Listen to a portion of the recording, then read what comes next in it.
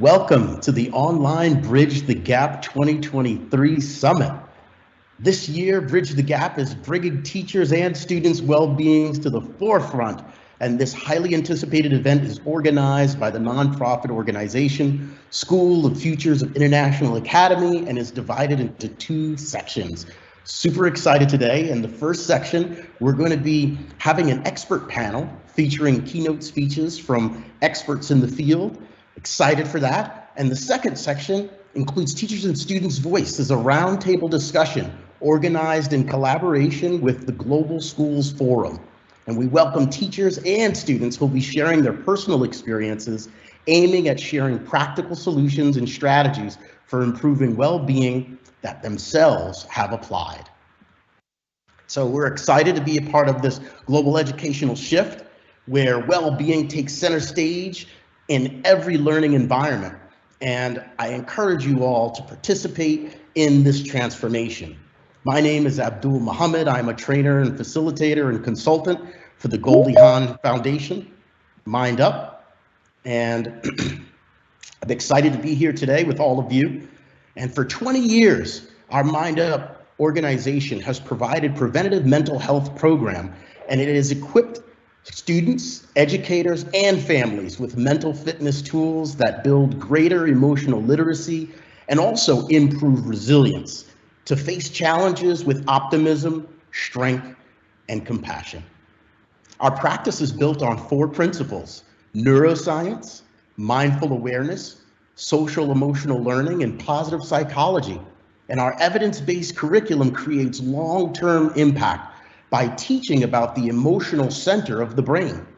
Each of our lessons has a direct neurological correlate to strengthen students' and teachers' ability to regulate emotions, focus attention, and also build empathy. And in addition to my work with MindUP, I provide executive coaching and training for executives and community leaders seeking greater opportunity and productivity, as well as impact on the planet by optimizing their human potential. We focus on eliminating mental fit by implementing mental fitness exercises, breath work, and mindset training to reduce burnout, anxiety, and stress. And we focus on a culture of kindness, optimism, and gratitude. And I encourage all of you to visit our website, mindup.org, to learn more about our curriculum and ways to best integrate it into your school, organization, or for your personal use. And with that, I'd like to take a minute to just share my gratitude for each and every one of you being here today with us. This is an extremely important community and a growing community of humans that are committed to the well-being of teachers and students globally. Now, I know despite the challenges we're facing today, war, genocide, environmental issues, and divisive politics, this is a gathering today as a shining beacon of hope and unity that has the power to transform the world around us. And I'm grateful to each and every one of you for participating and opening your hearts and your minds to the knowledge and wisdom that'll be shared today by our expert speakers and panelists. So a big moment of thanks and gratitude, and just want us all to just take a moment and share that feeling of gratitude. Gratitude is an extremely powerful practice, and taking on a daily gratitude practice has the ability to transform us inside and out. Practicing gratitude releases hormones and chemicals in our body like dopamine and serotonin, which makes us feel good, not only about ourselves, but have a better and more positive outlook on our lives and the world around us. So I invite you all to join me in a short practice of breathing and gratitude. And if you'd like, just place your hand on your heart to connect the heart and the mind, and just think about something that you're grateful for. It could be a person, or it could be something in your life that you're grateful for. And just, I invite you to breathe that gratitude into your heart. Nice, gentle inhale, grounding, and exhale through the nose. And as you breathe in that feeling of gratitude for whoever that person or thing may be that you're grateful for today, I want you to invite that energy into your heart. And as you exhale, share that energy out with us and the universe and this powerful community that's gathered here today for this cause.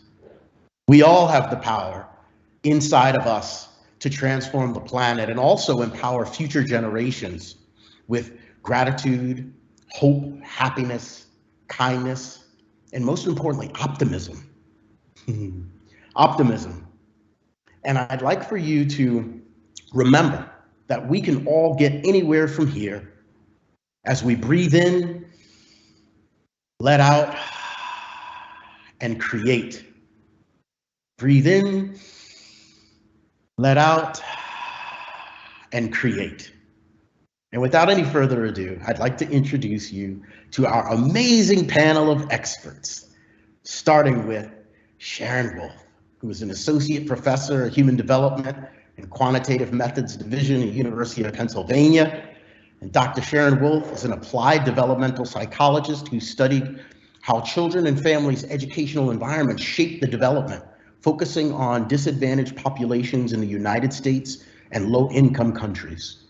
Dr. Wolf's research informs interventions and tests the effectiveness of theory, informing policy decisions and solutions designed to promote childhood development and learning through randomized field experiments. She received her PhD in applied psychology with a concentration in quantitative analysis from NYU. And so I'd like to just go ahead and start with the very esteemed Sharon Wolf as she defines the problem. Thank you so much for being here and sharing with us today, Sharon. Thank you. And thank you so much for the introduction. I'm trying to share my screen, but I am getting a block. So let me try again and let me know if you can see my screen. I think I might have some problems. I'm sorry about that. Are you able to share it for me?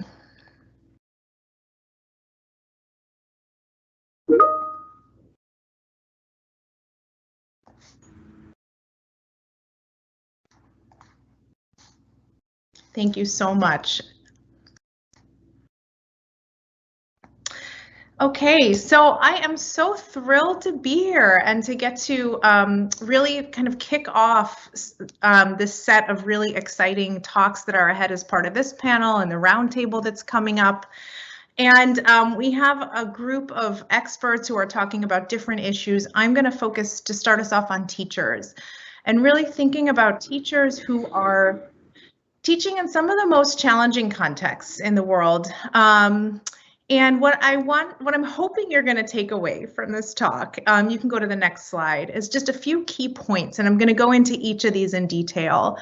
But the first is that you may or may not know this, but close to 90% of children in the world live in a low or middle income country. So a very large majority, and when we look at demographic trends, child populations are increasing in many low and middle income countries and actually decreasing in high income country contexts. So more and more of the world's children, the world's educational experiences are happening in low resource contexts.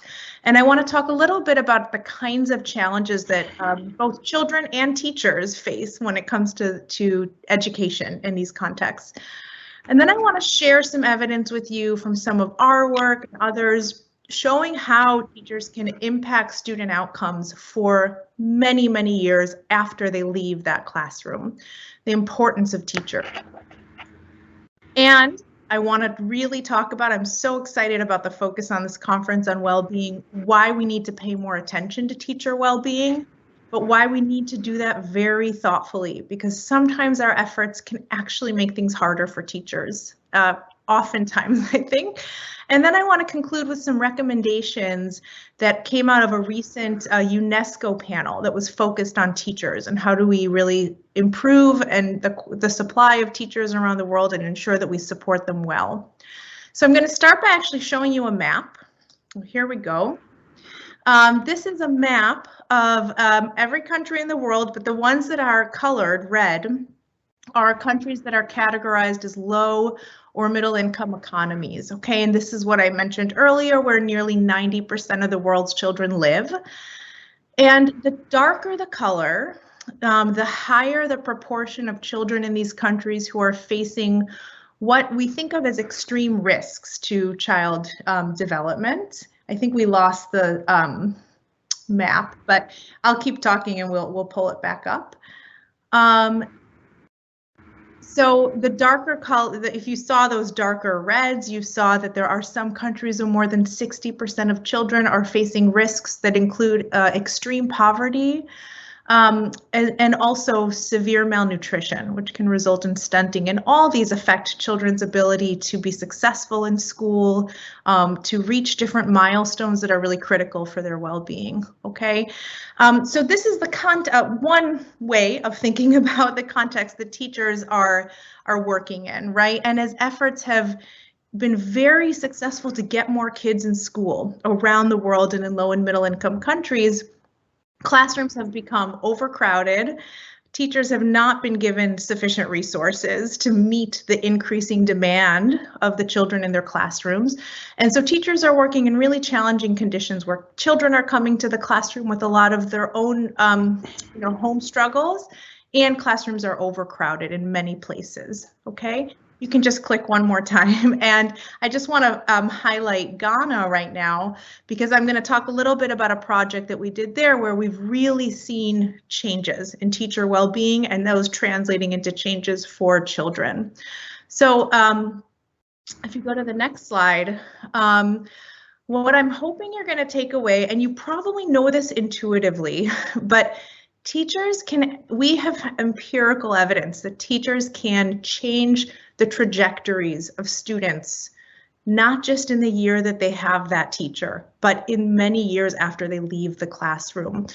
I'm going to show you two examples of that. So what you see here is, this is a graph. Basically, every bar is showing you how much children have improved because they had a higher quality teacher in their classroom. This is starting in preschool and going through second grade.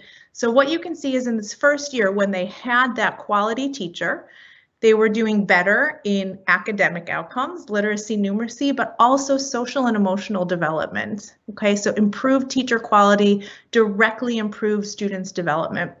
The next year, students left the classroom, they're with new teachers, they're still doing better if they had that better quality classroom.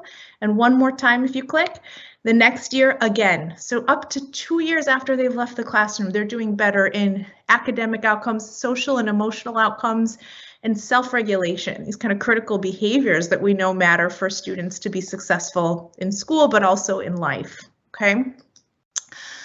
We have evidence that even into adulthood, teachers can continue to shape children's outcomes. So one large study that was conducted in the US followed children from 3rd through 8th grade. They used 18 million test scores over this period of time. And then they used administrative records, tax records and others, to follow kids when they were 20 years old. And what you can see here is for every additional kind of added value of the teacher, which you can think about it as just a teacher who's having a bigger effect on children. At age 20, so this is kids who are in 3rd through 8th grade, those kids are more likely to be enrolled in college and much more likely to be enrolled in a quality college, suggesting that teachers really changed those trajectories of children into their young adulthood, right? So this is really exciting, right? If we can support teachers well, we can really have long-term impacts for children. The problem is we have teacher shortages around the world. So a UNESCO panel that was evaluating how are we going to achieve these sustainable development goals of getting every child in the world a quality, basic, universal education, concluded that we need 69 million more teachers by 2030. Now at this point, 2030 is not that far off, right?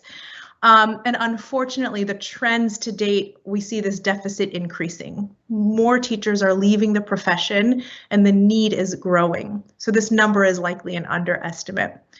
Where I live in the US, but I'm hearing this from colleagues who work around the world, 86% of public schools at the beginning of this year were struggling to hire educators.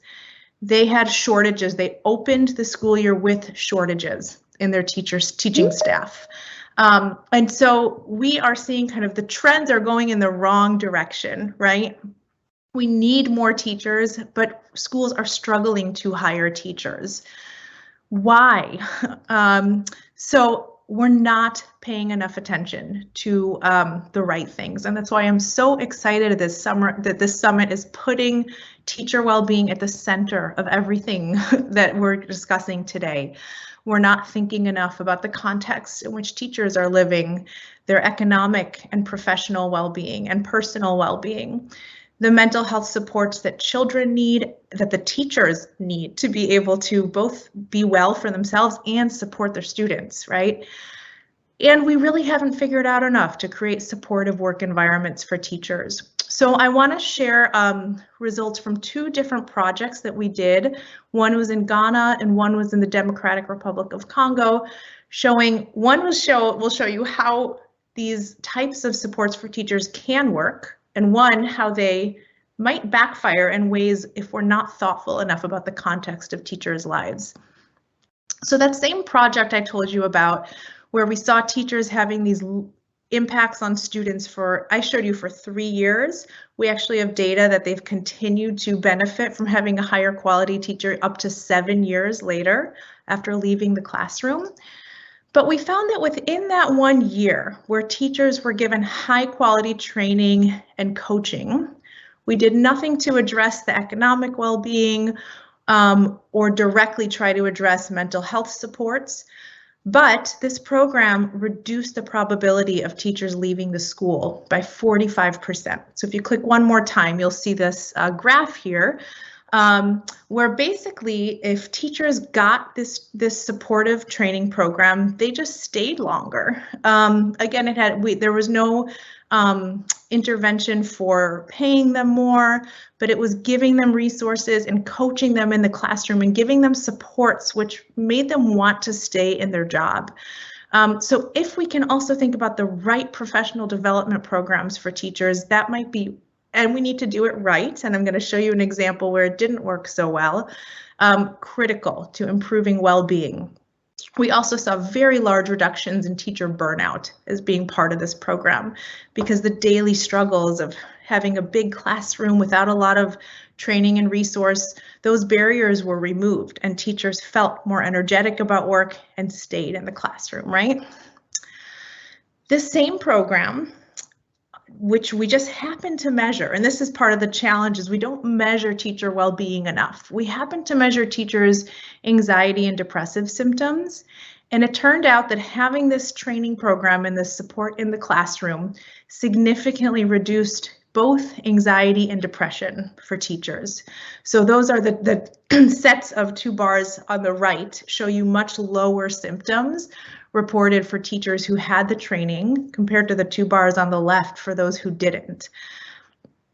Now it turns out that improving mental health and reducing burnout meant teachers ended up being really creative in the classroom and how they addressed some of the challenges of low resource. So if you click one more time, there will be a couple pictures that pop up. And this is just showing you, so this is from one of our classrooms in our program, that teachers started to just use everyday materials to help teach children because they didn't have a lot of resources. But they were using, you can see in the top left here, bottle caps to help students learn how to count. They were using cardboard boxes to also teach math and addition. And creating these what are called storyboards, where children would tell a story together and have then they would draw pictures to kind of illustrate what was happening. So if we want to improve students' learning and well-being, we have to think about teachers' well-being, both professional, both personal, and that's really key. We're not going to be able to support teachers to improve their teaching practices without this, right? Now, I want to highlight another example just to caution that when we're thinking about the very diverse contexts around the world, we need to put teachers at the center of how we think about professional development. So this was an intervention that was implemented in the Democratic Republic of Congo. It was also focused on teacher professional development, which provided some coaching for teachers. But the way it was structured was that it brought teachers together in what were called professional learning communities. Some of you might have participated in those yourselves, where after school teachers would come together. They would talk about, how was it going implementing this program? What struggles were they having? How could they support each other? But it turned out that in this context, the teaching profession was very, very mostly male dominated, and mostly schools had 1 to 3 female teachers. And there were very strong gender dynamics in general in the culture, and especially for male and female adults outside of the household.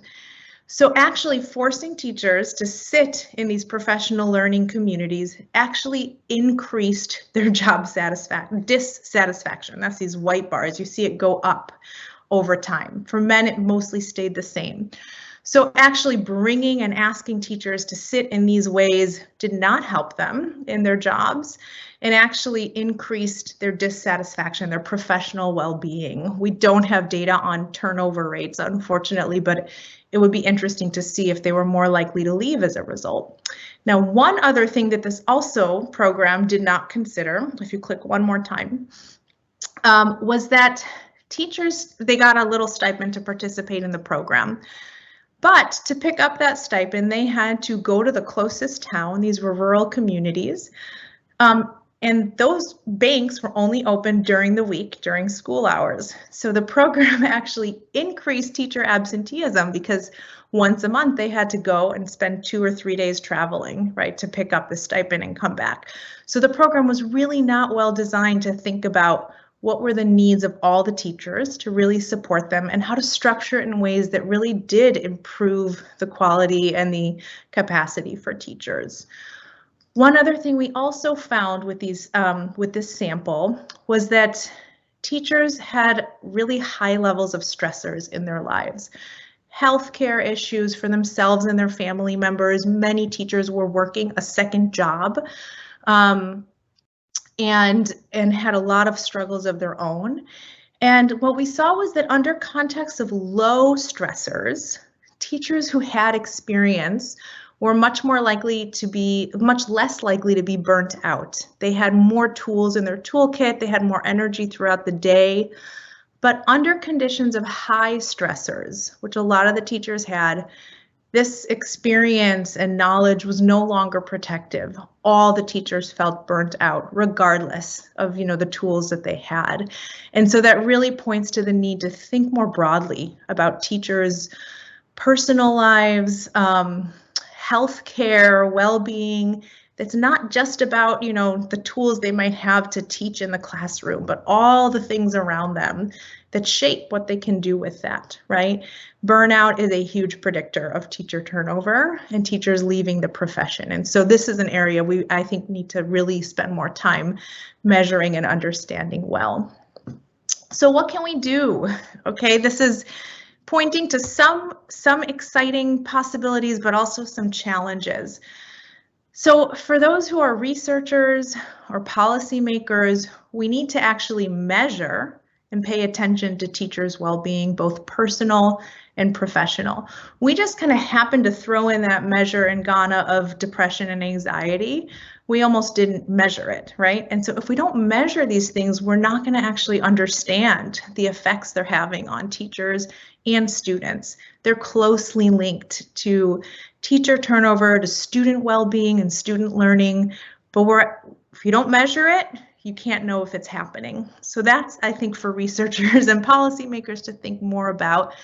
And then to really, for all of us, to think about the context when we're designing different professional development programs, or other kinds of supports, things that we think will be supportive for teachers. We need teachers' voices in the center of those, right? We need to consult with teachers and say, is this going to work for you? Is this going to make things better, right?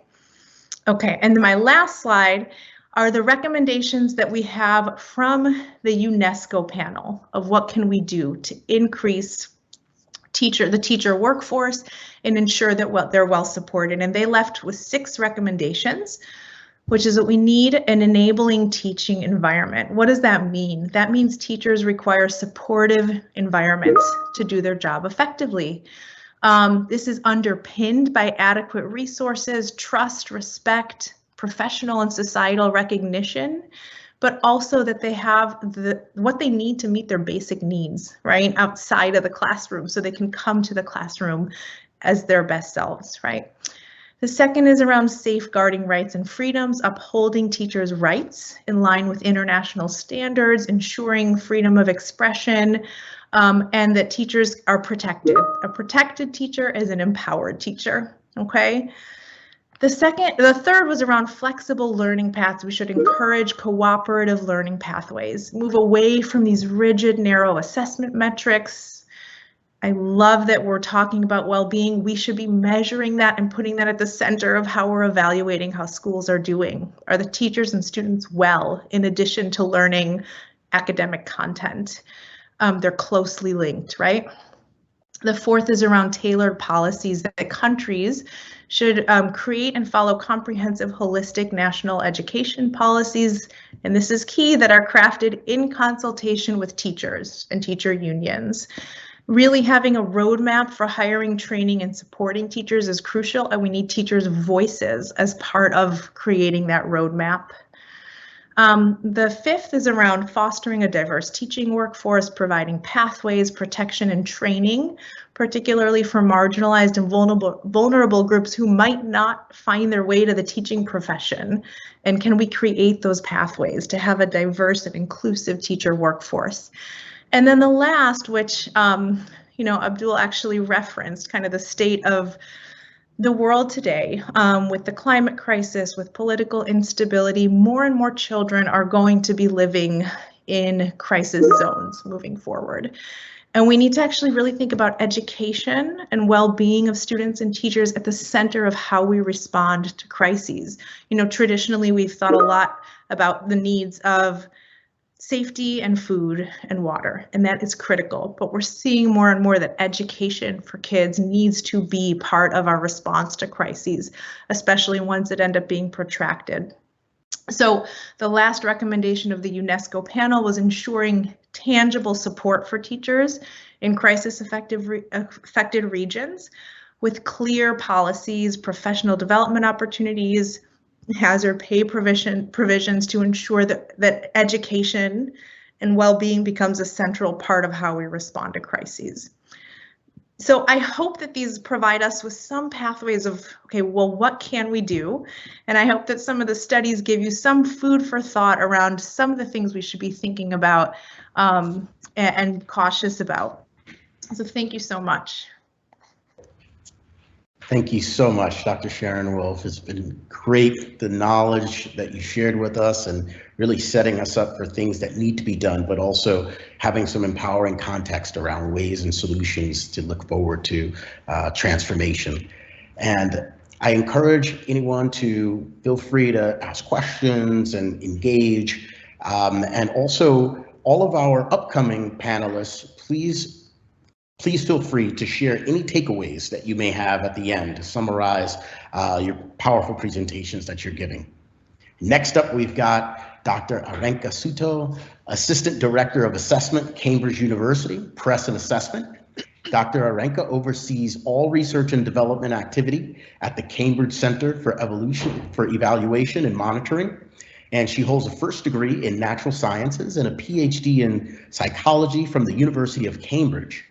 With over 100 journal and conference publications, Arenka joined CEM in 2021 from Cambridge University Press and Assessments Group-wide Research Division.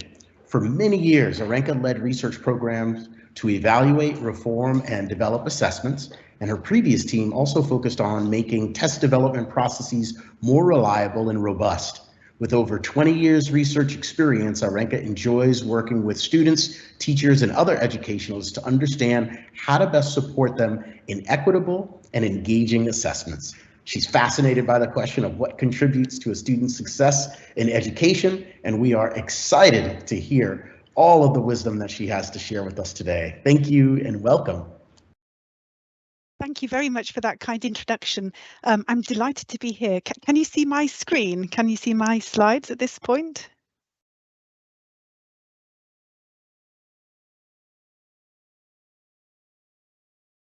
Yes, you can see my slides? I can't hear you at the moment, Abdul. I'm sorry. Yes, we can see your slides. I'm sorry. You can see my slides. Oh, great. I Yes. can't see my slides, but I think I've found a way to do it. So yes, I was fascinated by Sharon's talk about teacher well-being, because I'm now going to talk about student well-being, because that's my area of interest, and I've titled this "What is Well-being from Antiquity to Education?" So there are three key questions that I'd like to focus on today. The first is simply, what is psychological well-being? The second is, why is well-being in schools such an important issue? And then thirdly, why is well-being worth evaluating or assessing? So firstly, what is psychological well-being? Well, researchers in different fields, sociologists, philosophers, economists, might well define well-being differently to how I do. My background's in psychology, so I'm going to focus upon psychological or mental well-being. And I like to take a well-being for all perspective, which lies in the burgeoning positive psychology movement. So I'm not focusing on the well-being of specific vulnerable groups. My focus here is not on medical diagnoses of mental health conditions. It's about the well-being of all young people. In the 1950s, the psychologist Abraham Maslow coined the term positive psychology, and various thinkers then took up this idea.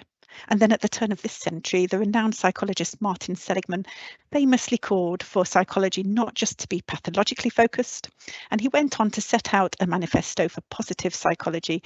He and Csikszentmihalyi wrote, "The aim of positive psychology is to begin to catalyse a change in the focus of psychology from preoccupation only with repairing the worst things in life to also building positive qualities."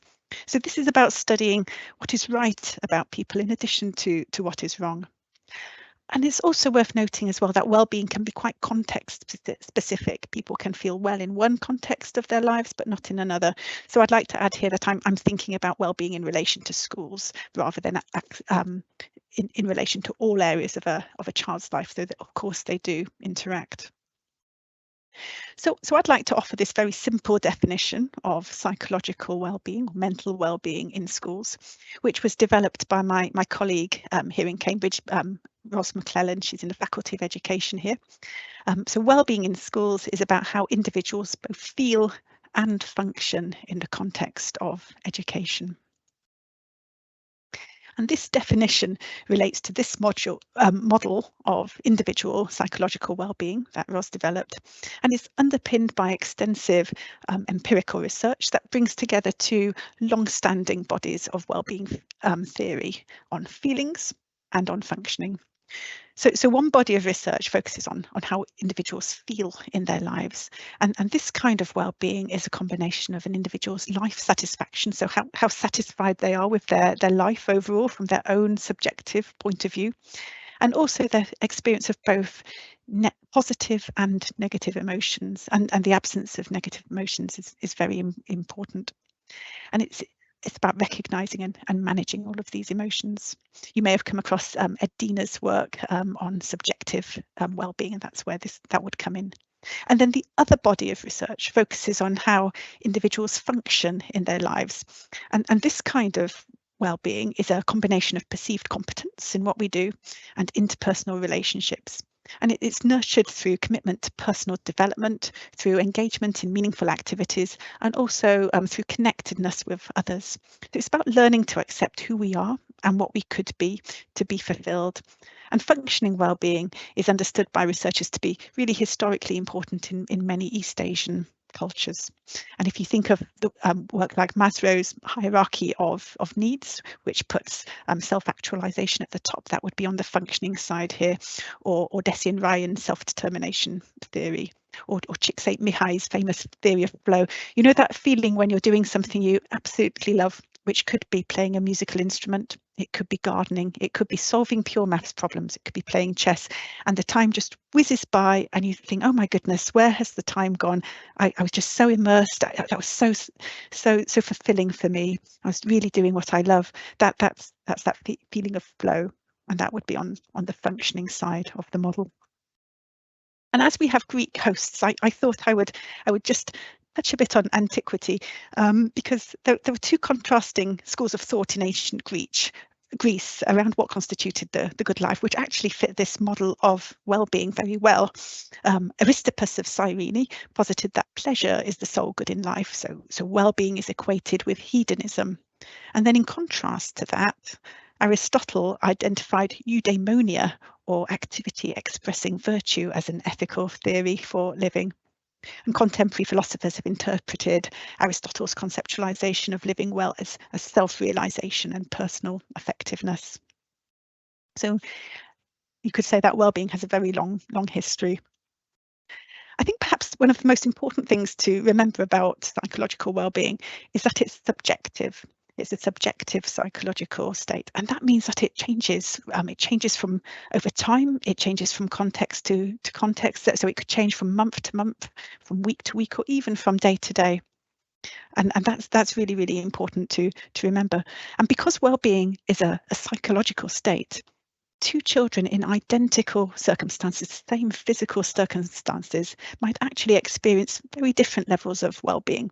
So one child might feel happier or might feel more fulfilled than the other. And this means that if we want to understand well-being, we can't just look at physical health or welfare measures, such as being well-dressed, having enough to eat, and being able to afford to attend school or even go on school trips. Those things are very, very important, but they can't really capture psychological well-being. Instead, I think if we want to find out about well-being, in addition to looking at all of those variables, we need to ask children about their well-being and how they feel directly, if they're old enough to be asked. So now my second question I'd like to talk about is why well-being is just so important in schools. And I think that there are three key reasons why we should take this really seriously. The first reason is simply that well-being, I think, has an intrinsic value. It's got value in its own right. We want our children to be happy in school and to feel that they're doing well, given how many hours that they spend in school. There's this really famous book called 15,000 Hours, written by the late Professor Mike Rutter in England, and it's called 15,000 Hours because that's how long children spend typically in school. That's a huge amount of time, isn't it? And those of us who are parents or teachers or who know children in other contexts, we want our young people to feel safe and valued and to be excited by things during most of their waking hours, regardless of how they do academically. And that's just the same as what we want for ourselves in the workplaces or at home, or as teachers, for example. And all the teachers that I've known and worked with care very much about whether the children that they're teaching are okay or not. We want there to be that culture of care in our schools where we look out for one another and treat each other well. Excuse me. The second reason why well-being is so important is that a good education is about much more than cognitive development. I think it's about developing life competencies, or so-called 21st century skills. It's about having strong social, moral, ethical values, and it's about having high mental well-being. And of course, looking at the bigger picture like this is usually called taking a holistic view of educational success, a holistic view. And according to OECD, nurturing all aspects of a student's growth and thinking about how to work towards all of these outcomes in school acknowledges those broader social and societal and economic responsibilities of education. And while today in many countries we're taking a holistic view, it's not actually a new idea. Pedagogical philosophies such as Bildung in Germany and Scandinavia centre around a holistic educational ideal that can be traced back many centuries. And the wonderful thing about taking a holistic view of educational success, including well-being, is that it can mean different things to different schools. I think I would suggest that each school around the world is unique, embedded within different cultures, different local and national laws and philosophies, different legal frameworks. So each school is serving a slightly different community in a different context, a slightly different population of students. And so the holistic educational offer will necessarily be slightly different in different schools, and wellbeing ideals and needs and how we really understand wellbeing and what we emphasize most will vary across schools. In my country, in England, wellbeing is part of the national curriculum. The UK government's recognised that social and emotional development are critical to success in later life, as they're a key, and they're therefore a key part of the holistic curriculum. And it's also the case in many other countries as well. So Delhi, for example, has a happiness curriculum. I think our future generations of leaders, professional workers and parents need to be emotionally literate. They need to be sensitive and aware of the emotions of others. Third reason why I think wellbeing is so important is that it is actually linked with academic success. The evidence is now starting to emerge for that. Researchers at Oxford University in England reviewed about 10 years worth of literature on research literature on wellbeing from a range of different countries around the world, and they found quite convincing evidence of a relationship between wellbeing and academic attainment and other educational outcomes too. Research studies in the UK and in the USA have, and amongst other countries as well, have demonstrated not only that there's a link between well-being and academic performance when you assess the two at the same moment in time, or close enough, but there's also a link when you assess academic performance 2 years after you've assessed well-being. Why might this be the case? Well, recent research has shown, for instance, that better well-being is associated with more adaptive forms of motivation, so students wanting to learn and progress rather than avoiding learning situations. And well-being is also seems to be linked with engagement as well. For example, in the UK, an influential annual survey of well-being revealed that children with lower levels of well-being were more likely to truant, to skip school. And that's a correlation rather than a causative relationship, but still there, it's a possible reason. So now I'd like to move on to my third question. Why is wellbeing worth evaluating or assessing? I think the answer to this question is perhaps the same as the answer to that of why we should assess anything. If you can measure or assess something, then you can get better information about it, and so you can increase your understanding of it. And I think that this is true of well-being. As we've discussed, well-being is a psychological state that can change over time. So assessing well-being means that you have some understanding of whether students are mentally ready to learn and how that's changing. And also you're better equipped to try to improve well-being. You know which areas of well-being are higher, which areas of well-being are lower, how they vary among different groups in your school, perhaps girls versus boys or children from a particular geographical area. And then you can focus on improving those areas of well-being that are lower. And this is essentially the idea of formative assessment.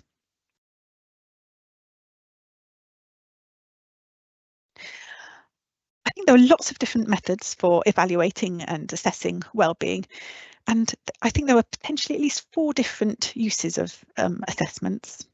Firstly, I think some assessments can be used very sensitively and carefully within wellbeing lessons to teach and explore wellbeing with students by helping them to understand wellbeing and by giving them a language to talk about wellbeing. I think we're giving young people tools to support high levels of personal wellbeing in the future. They see the kind of questions that you might ask to ask someone how they're feeling, and that's so important in adult life.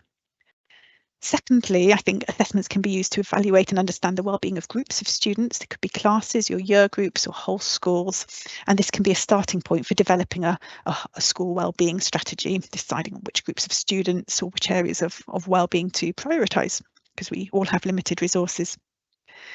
And then assessments or evaluations can be used to understand individual students' wellbeing levels as well. Teachers can pick up on low levels of wellbeing in one or more area and then follow those up with the particular learner, the particular student, and access extra pastoral support if that could be needed. And of course, what's available there will vary from school to school. And then finally, last but not least, evaluations and assessments of wellbeing can be used to review and evaluate the impact of interventions to improve wellbeing. This can be on a large scale research context, but it could also just be within a smaller situation like a school. There are so many different suggestions for how to improve wellbeing. What works? We could assess wellbeing, try something new, and then see if it's made a difference by assessing again. As educators, I think there are many things that we can't control, but we can look at the things that are within our remit, and we need to consider whether our school policies and practices are doing all that they can to support everyone in school. And I think a whole school approach that covers teachers as well as young people and students and everybody else in the school ecosystem, or the immediate one, is almost certainly needed to really support wellbeing. And I just wanted to mention that there's a guide that's freely available on the UK government's website. It was originally intended for UK schools, but it's freely available to everyone, and it contains some good advice for school leaders. And you can simply visit gov.uk, and search for this title, and hopefully you'll find it there. And a whole school approach is a wonderful aspiration, but I appreciate it's not possible for everyone, or at the very least it could take quite some time to implement. And whether or not you manage to achieve this, I think individual teachers can identify strategies or activities that they can do to improve wellbeing in their class in many areas. My background's in research, so I'd like to end with one thing that research from UCL, University College London in the UK, indicates that teachers could do to improve wellbeing, and that is to make sure that each child has formed at least one strong professional relationship, a strong professional supportive relationship with a teacher. It's been found to be particularly important for the more vulnerable children. Children with at least one good relationship typically go on to perform better academically than children who do not have such a relationship with a teacher, in England at least, and I suspect in other countries as well. So thank you very much, and that's the end of my presentation.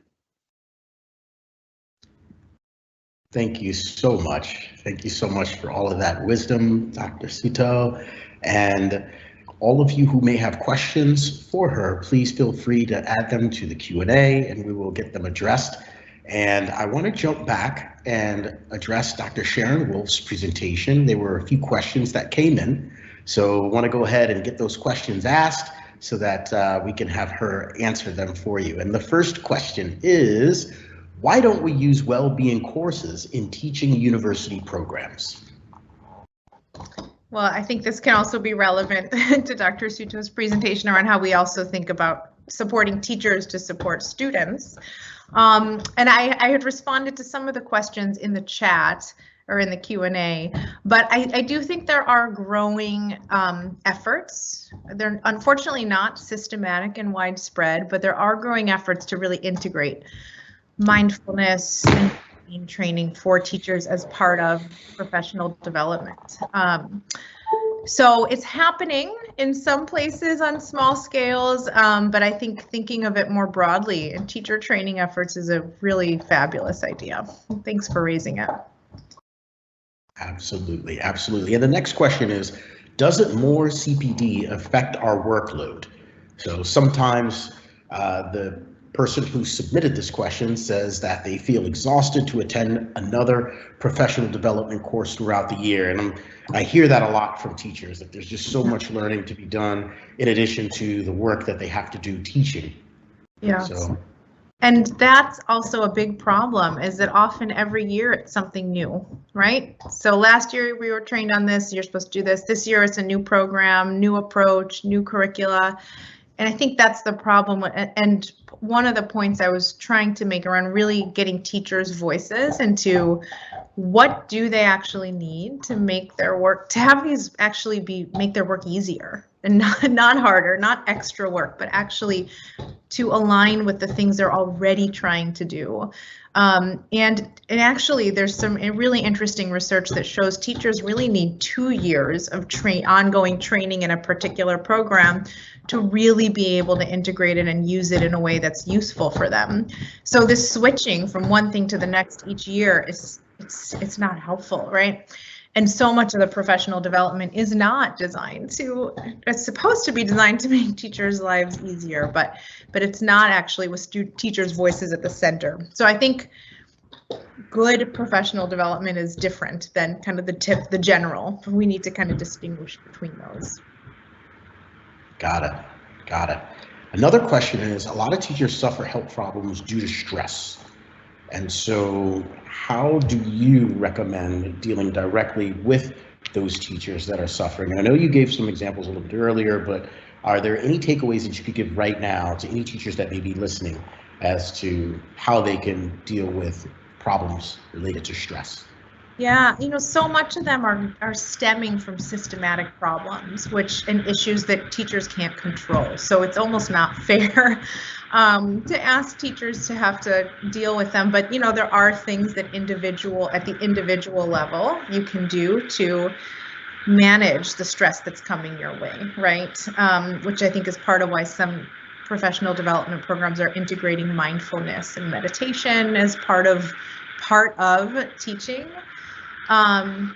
But I agree, and actually there was another question by a school leader around how do school leaders assess teachers' well-being and stress, and there are lots of measures out there that are publicly available.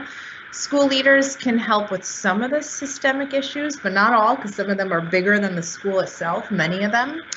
But really, maybe giving those measures to teachers, right? And seeing how are they doing at the start of the year? How are they doing in the middle of the year? And if you're starting to see, let's say, increases in stress and how teachers are rating these scales that have been already validated, maybe that's a time to really talk to teachers and have a conversation where that is the center of the conversation, right?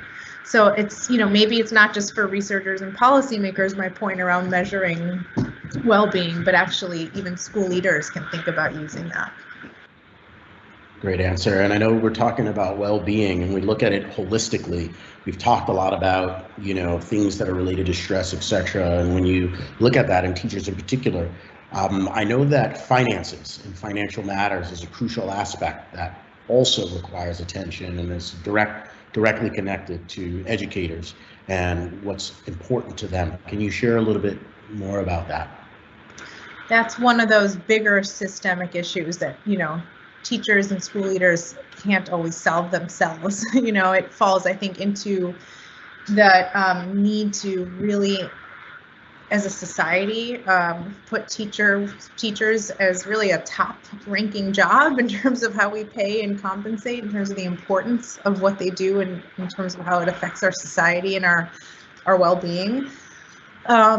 But it's true in many of the places that I have worked, teachers are often working a second or third job because their salary is actually not enough. And this is true in early childhood education in the US as well. Many teachers are earning a poverty wage. Their wages don't have them, leave them below the federal poverty line. So that is a massive issue, and I wish I had a good solution for it, but that takes much higher level changes that I think we really need. Thank you so much. Thank you so much for all your knowledge, Wolf. And with that, we will move on to some questions that came in for Dr. Suto, starting with the first question is more of a statement, but also a question in there. We can unpack that. There seems to be a big disconnect between the policymakers and the teachers implementing the policies. And this disconnect can be attributed to the fact that policymakers have never spent a day as teachers in the classroom to understand all of the changes and challenges that are faced. Is there anything based on your research, your findings, and your insight that you can share to help address those challenges?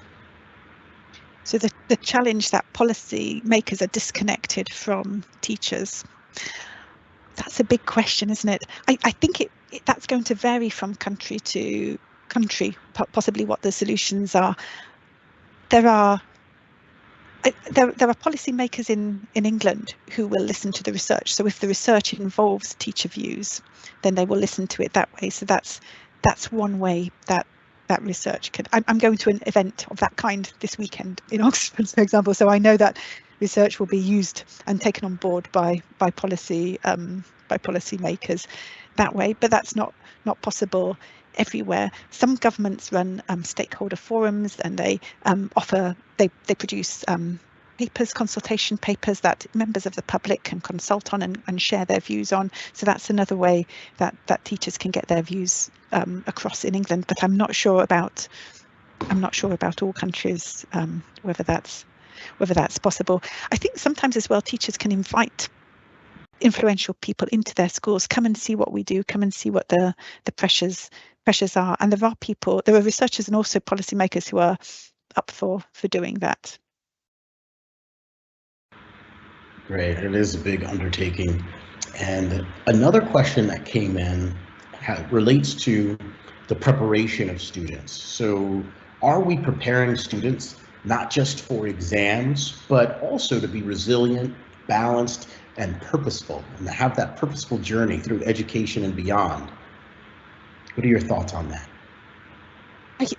I think we certainly try to in England and in some of the international school contexts that I work in. My organisation is a department of the University of Cambridge, and we provide assessments for children and young people in England, but also in many international schools around the world. And I've visited a number of schools around the world. Earlier this year, I was in East Asia, in 4 countries there, where I went into schools to see what was going on. And I was impressed actually by the efforts that teachers went through sometimes through extracurricular activities. If there wasn't space on the taught curriculum to focus on some of these things, the extracurricular and what goes on in the social setting of the school to try and nurture strong values and good interpersonal skills and some of those 21st century skills, those life competencies that we need to. I think there is a real problem. Perhaps the questioner is making this point that sometimes we focus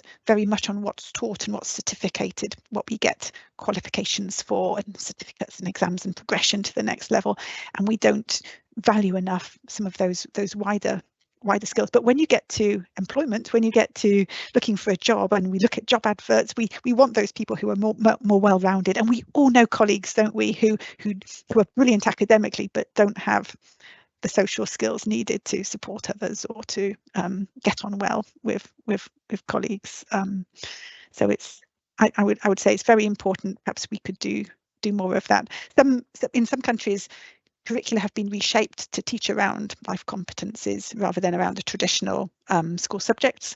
But my reading of the highest performers in terms of PISA data, for example, of different countries and jurisdictions, is that might not be the way forward, and that that can compromise success in traditional school subjects like maths, English, history, and so on. So I'm a bit unsure about whether that's the right way to go.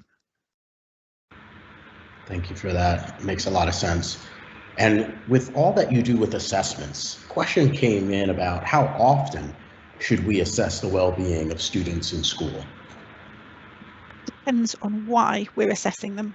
So if we want, if for example we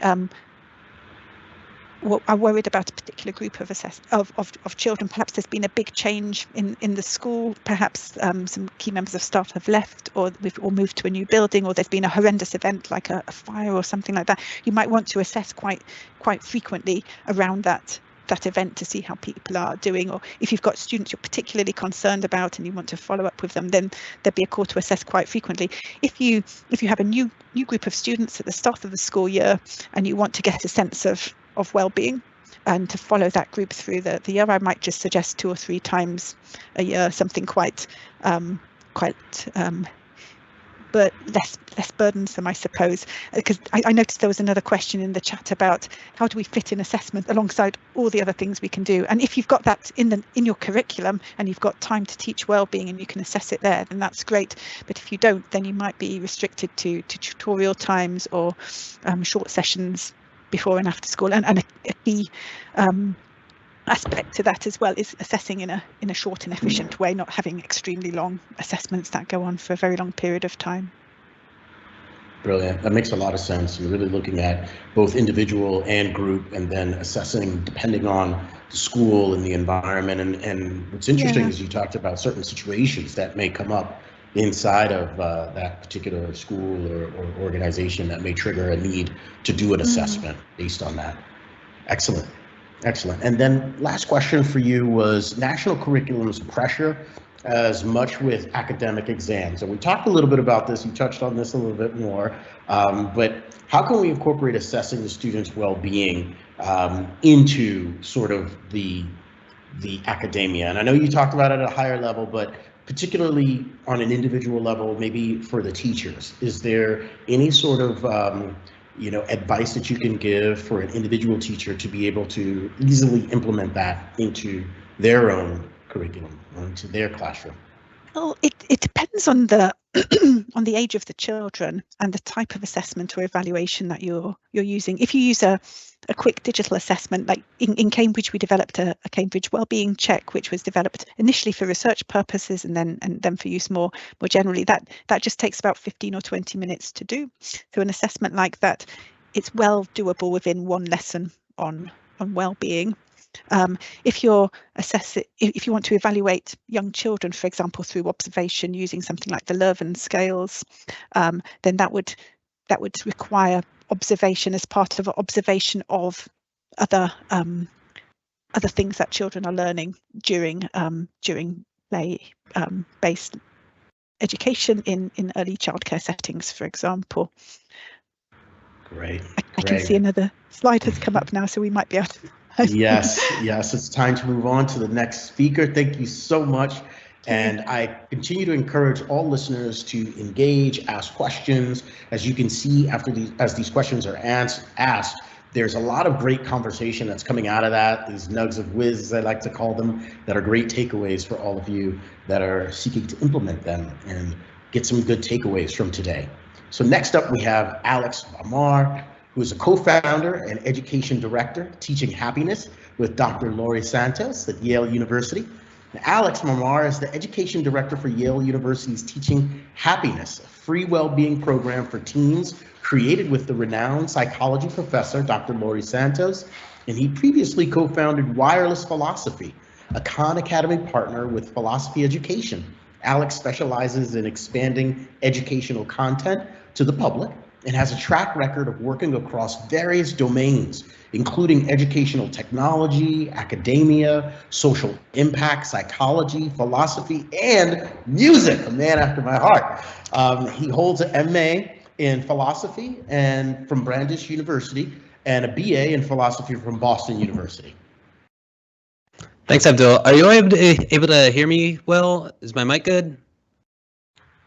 All right, awesome. Then I'm going to quickly share my screen so that I can show you my slides. Give me just a second. Perfect.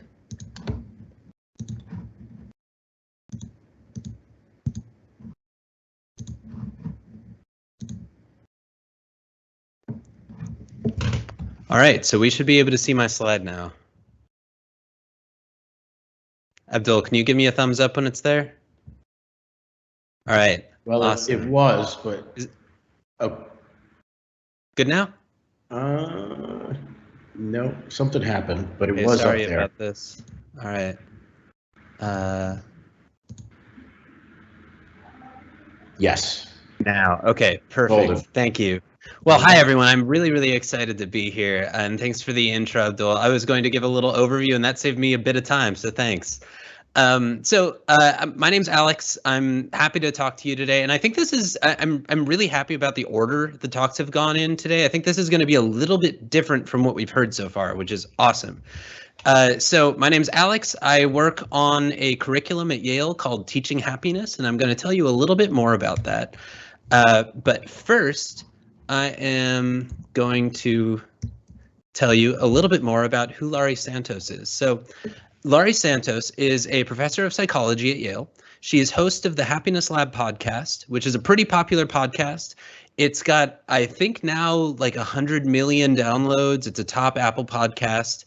She's also creator of The Science of Wellbeing, which is, I think, one of the most popular courses in the world.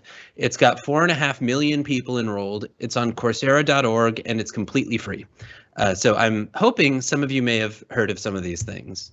So what is Teaching Happiness? Teaching Happiness is, like we've heard, a free evidence-based happiness curriculum for high school teachers.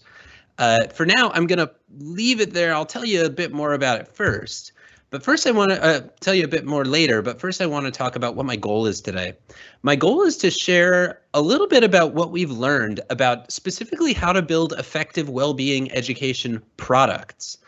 So a lot of my background is in building stuff.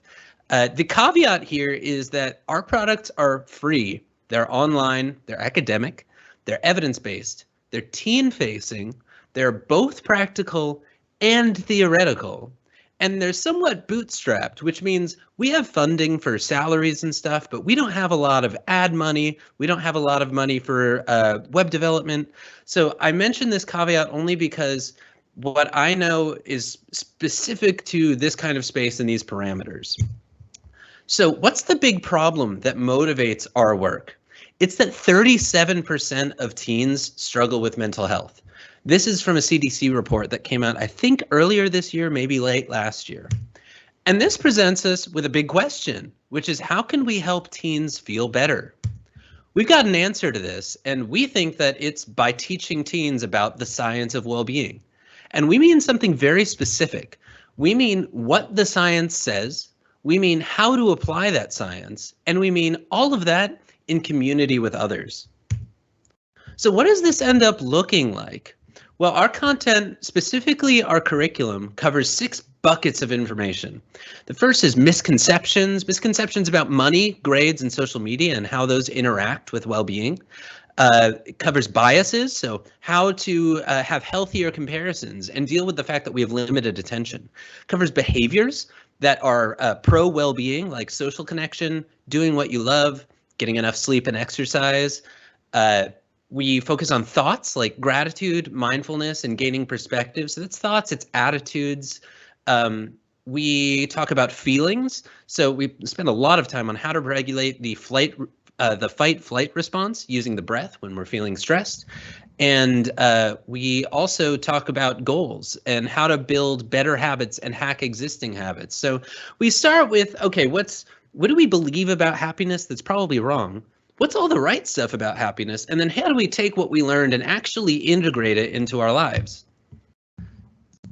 Now, does this work?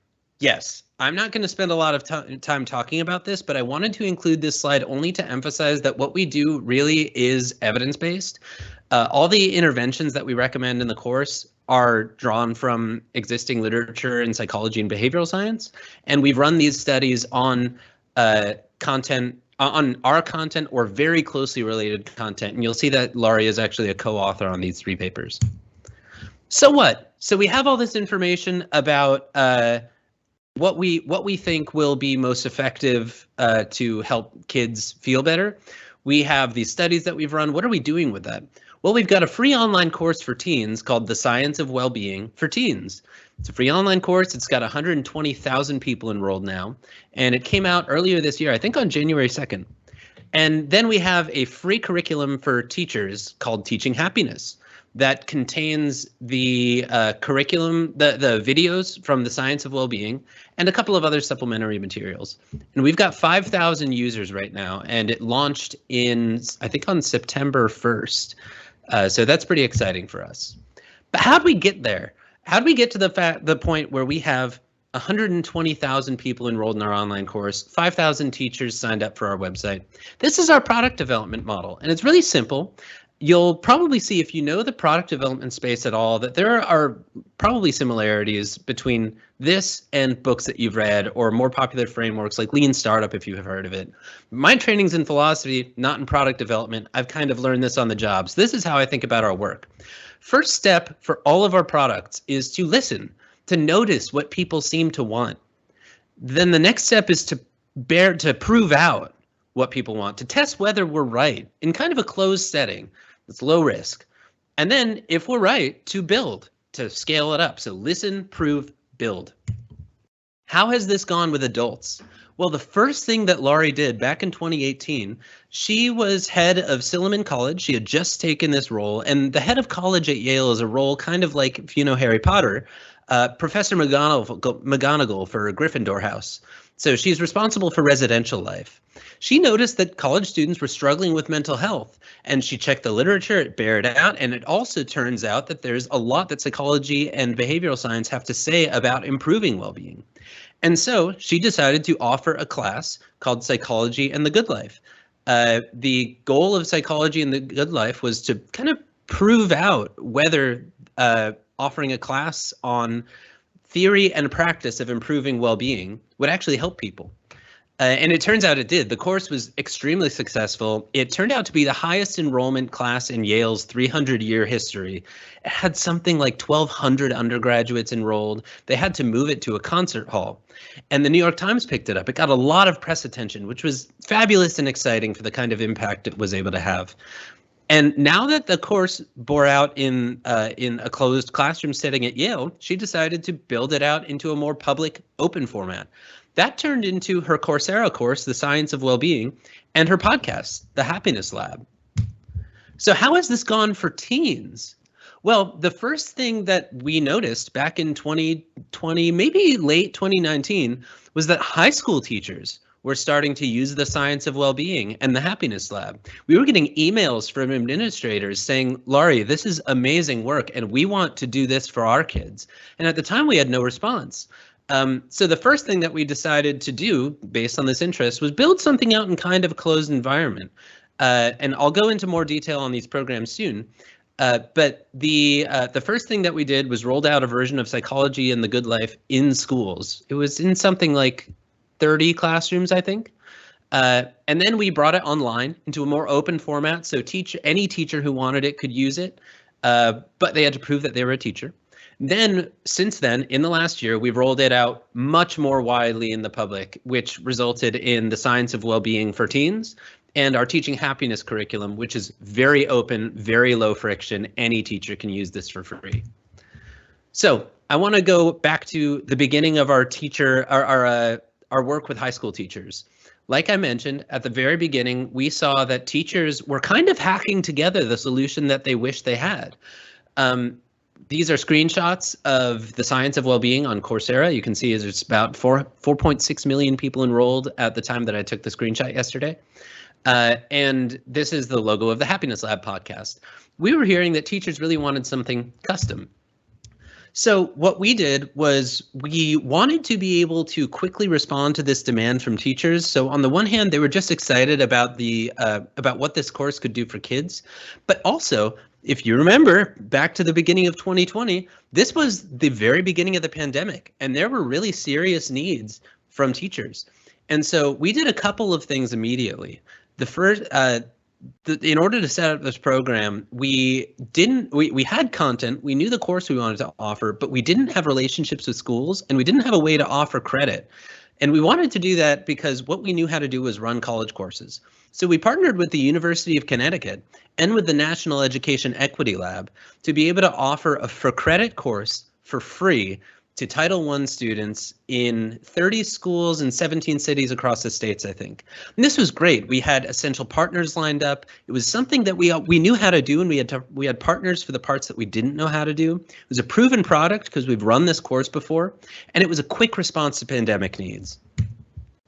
So we saw that that was successful. Students passed the course. Teachers were very happy with it. We learned about what worked and what didn't. And so we decided, in order to scale this more easily, we wanted to take it online. We removed the for credit feature and instead opened up all of the course materials to any teacher who wanted it, as long as they could prove that they were a teacher. That meant like having an EDU address, for instance. So it was invitation only. They had to request an invitation. We included a pre and a post survey to measure students' well-being. We had a couple of measures that I could mention later if that's useful. We had a little almost digital booklet of crowdsourced classroom activities from teachers. It was offered in a flexible format, so there were 16 weeks worth of video lectures, which is about 16 hours, but teachers could use these truly however they wanted. If they taught math but just wanted to have a 1-week unit each year on well-being, they could do that. Or if they taught AP Psych or had their own well-being course or just wanted to teach Psych in the Good Life. There was a pretty high barrier to entry, and there's a good reason for that I'll explain later.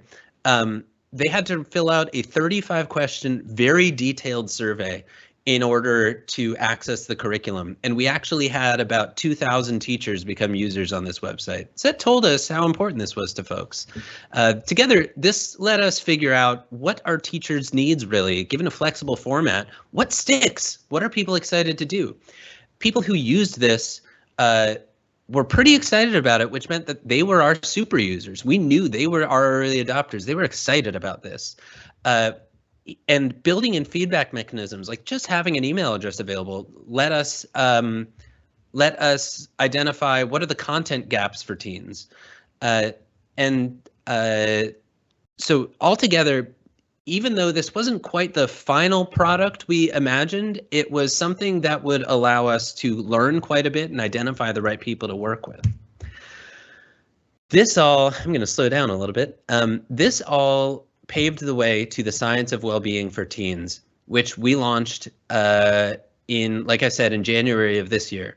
It is a free 6-week online course for teens. There's 6 units, 42 videos. We have weekly happiness homework assignments, which prompt students to practice outside of the course what they want to, what they can work on to improve their well-being. It's totally asynchronous and free and voluntary, so teens can take it on their own time at their own will. And it's gotten a little bit of press, which is exciting. This positioned us to be able to, for the first time, target teens directly. All of the rest of our materials were being siphoned to teens through classroom settings. And the other thing was that we knew teachers really wanted this. The Psychology in the Good Life, we were really lucky that we had this. It was raw footage taken from the back of the classroom in Psychology in the Good Life at Yale, which is to say it was a college course. So it focused on questions like, what can I do to ensure that I prioritize getting the right kind of job? So not necessarily one with a high salary, but one that allows me to have personal time and use my strengths. And rather than focusing on questions about marriage, we made it questions about relationships writ large, which included maybe the first relationship you ever have, which would be in high school. And that curriculum, that course allowed us to set up a completely open, totally tailored, free curriculum for high school teachers. By completely open, I mean there's no 35-question survey. This is really intended for teachers, but all we ask for is an email and password. We provide a pre and a post survey that teachers can use before their implementation and after it's finished. We take advantage of, I think, 3 measures. One is called EPOC, which is the teen version of a pretty well-known instrument called PERMA.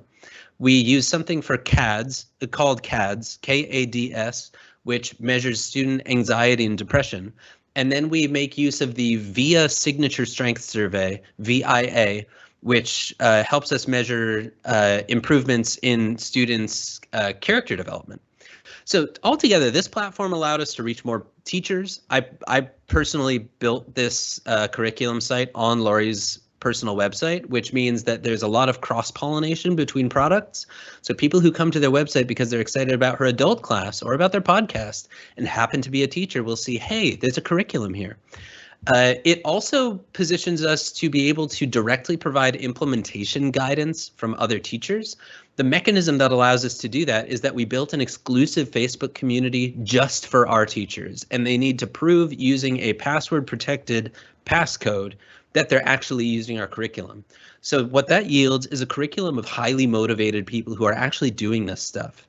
There are some advantages to taking that model, and I'll get them to them in a second. But another thing that I want to mention is that we've got at a high level between products our listen, prove, build flow, We also have that within products, though.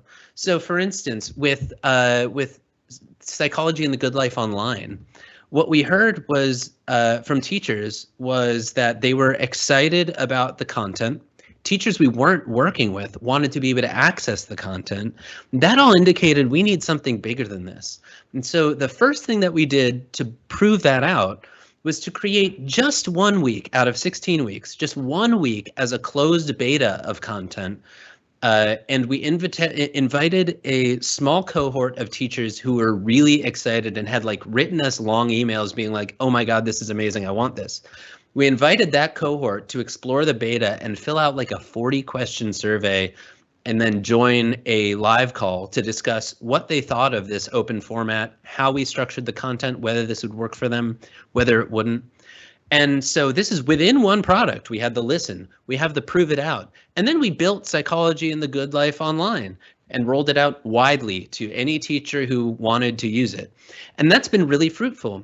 And I'll talk about the advantages of it in just a second.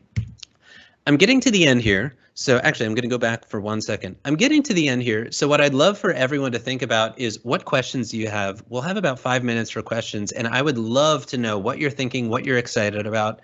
The only caveat is that I'm not a psychologist, so I'm not qualified and really not allowed to give mental health advice. I'm also not a teacher. I've done a little bit of teaching before, but I can't give you the kind of advice that someone who has done this in the classroom can give you. What I can do is I can tell you a little bit more about the content.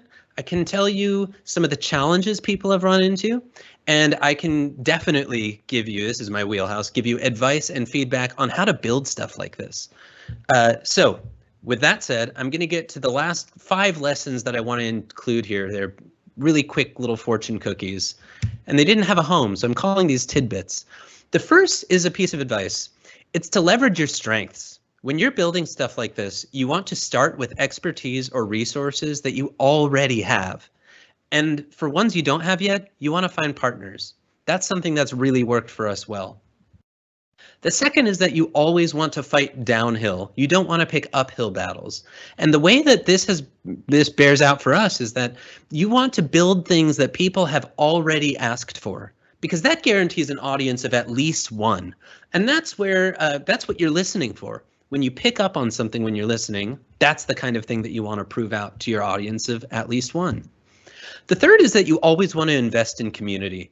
And that is especially important if you have a small team or limited resources. Community, I've been really diving into this and preaching it a lot lately, but community can play so many roles.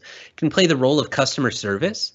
It can play the role of product research, and it can be an insane growth lever. And so the way this works is in our Facebook group, if someone runs into an issue, they can ask the group and the group can help them. If someone wants something, they'll say it loudly and we'll hear that in the group. And what happens when you have a community and a cohort of motivated, excited early adopters is that they will talk about it. They'll feel that for the first time, there's this thing that's exciting to them, and they've found their people. They've found other people who this is exciting for too. And that will make them talk and spread the word. And that is invaluable when you've got limited resources. And the fourth is to start with small cohorts. This was very counterintuitive to me when we started our work, but I can't recommend this more highly.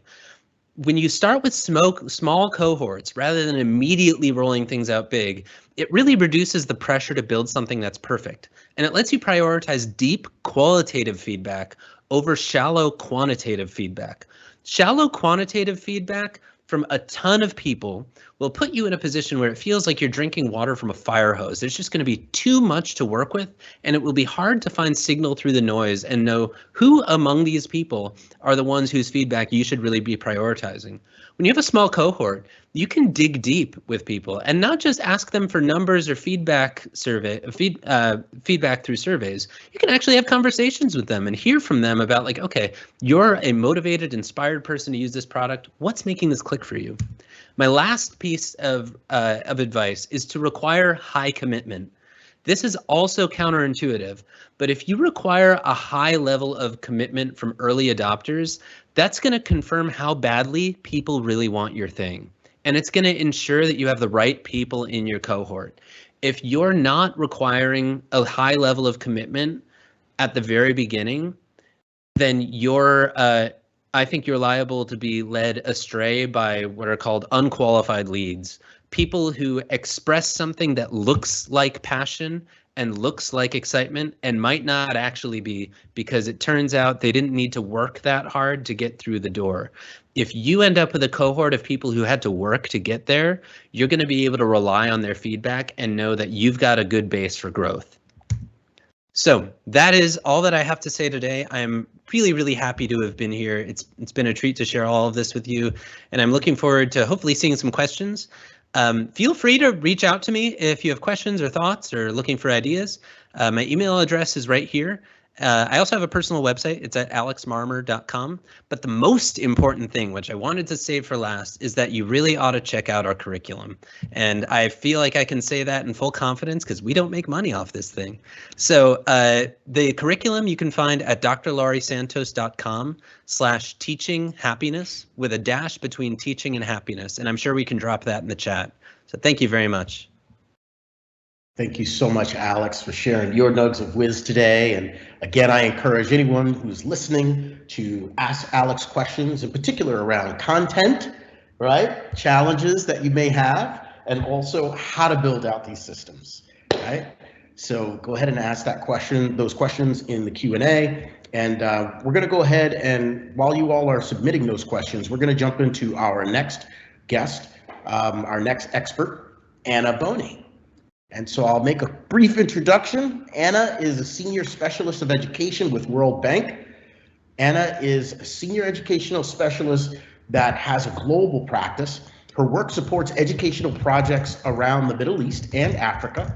She specializes in education system reform, pedagogy, school leadership, teacher professional learning, school effectiveness, inclusion, curriculum reform, education evaluation, and improvements. She has extensive educational knowledge and experience gained from working for over 30 years with children, young people, and adults across early years, primary, secondary, special education throughout UK, Europe, the Middle East, and South Asia. Woo! Yes! Anna holds a master's degree in psychology and business administration. So let's give her a warm welcome. And again, make sure you ask questions as they come up throughout the presentation. Thank you so much, Anna, for being here. Thank you so much. It's great to be here, and it's really lovely to be building on the work of other colleagues already here. Let me just share my screen.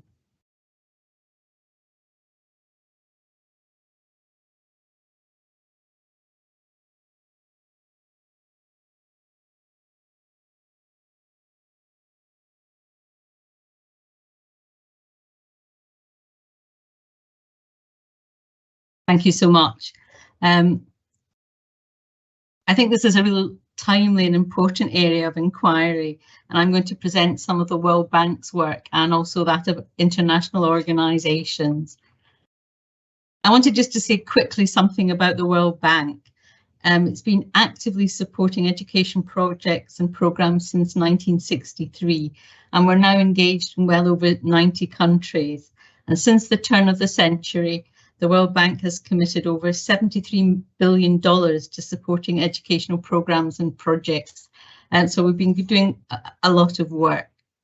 I'm going to look at a number of publications, and I've got a reference section at the end with links to all of these. The first one I'm going to look at is Learning Recovery and Acceleration.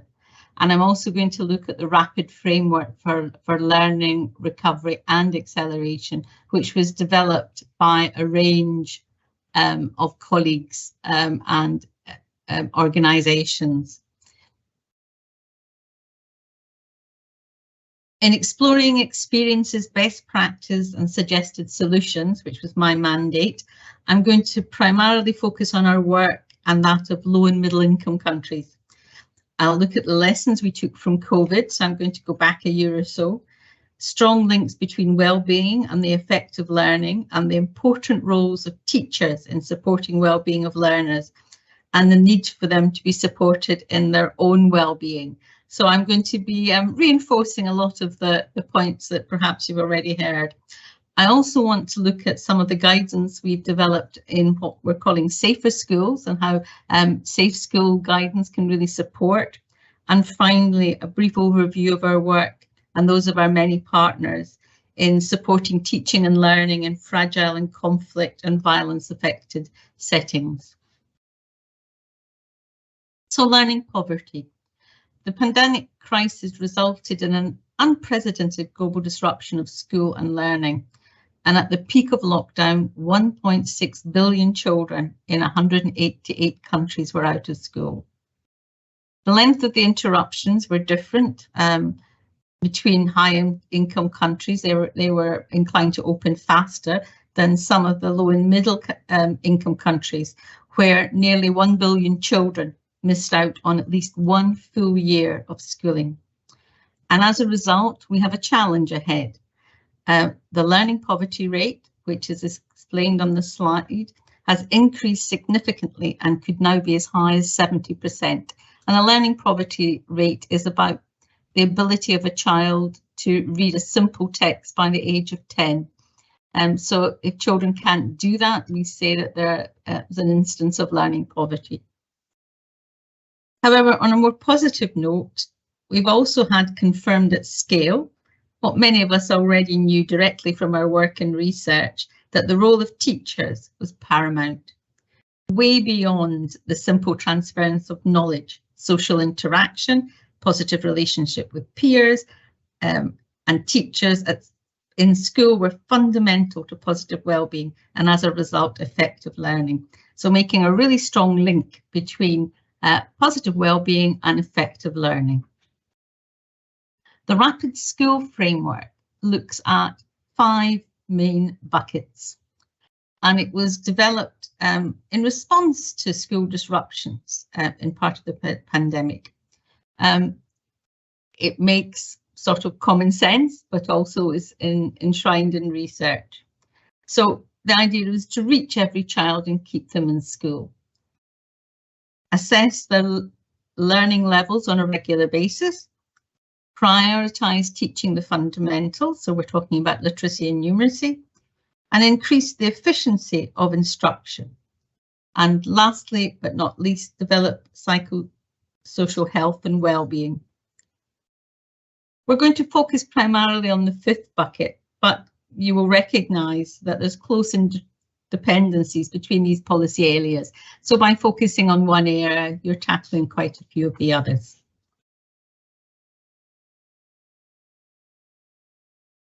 To transform education, school systems must monitor, address and prioritise learners and educators' mental health and psychosocial well-being, full stop. A whole society approach involving collaboration across sectors, including education, child protection, health and nutrition, will be needed to ensure children and youth receive comprehensive services while education systems build better going forward. So there's a big challenge required. And some of that is clarified by looking a little bit in detail at the data. The World Health Organization estimates that the pandemic triggered at least a 25% increase in the global prevalence of anxiety and depression in the first year of the pandemic, with young people affected most. The negative impact of the pandemic on children and youth psychosocial health and well-being is linked to several factors. Obviously, the isolation due to social distancing, so they couldn't mix with their friends and peers. In some countries, experiencing violence, death and illness among family members, and concerns for family income loss and health. Women and girls and youth were the hardest hit.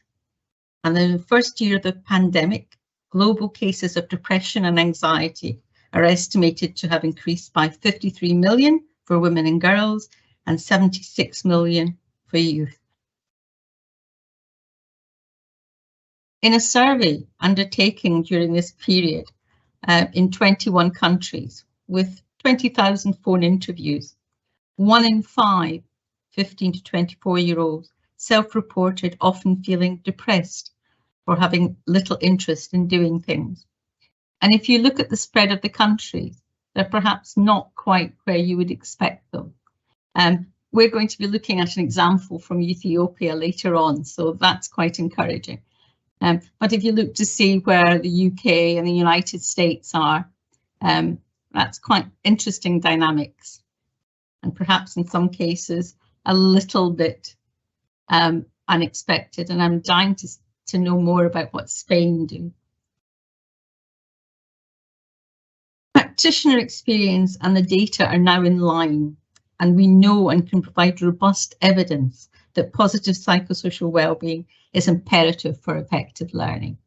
I know that practitioners always felt that, but now we have data at scale and building on that research. And now is the time where psychosocial health and well-being is taking on an importance that it lacked before. I'm just going to quickly put up a really happy, smiley picture, because I know a lot of my data is quite depressing. And I just want you to show that there is sort of light at the end of this tunnel. I'm going to look at two examples of fostering positive health and well-being, and they're going to look at two of the barriers, that particularly in low and middle income countries, reducing the stigma around psychosocial health is very important, and the ability to foster students' social emotional skills. And we've heard a lot about that at today's sessions. So, reducing stigma in Ethiopia. Ethiopia began in 2011 to introduce what they termed a speed school model, which was an accelerated learning programme for children aged 9 to 14 that delivered the first 3 years of the curriculum in just 10 months.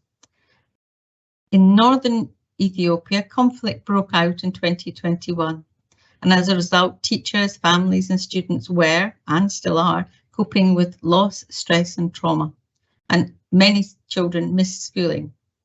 Therefore, the Speed School programme was adjusted to be more about remediation and incorporate activities to develop psychosocial health and well-being of teachers and then, in turn, students. So before training the students, teachers were giving specific activities to help them recover so that they had the resilience and capacity to work with the children.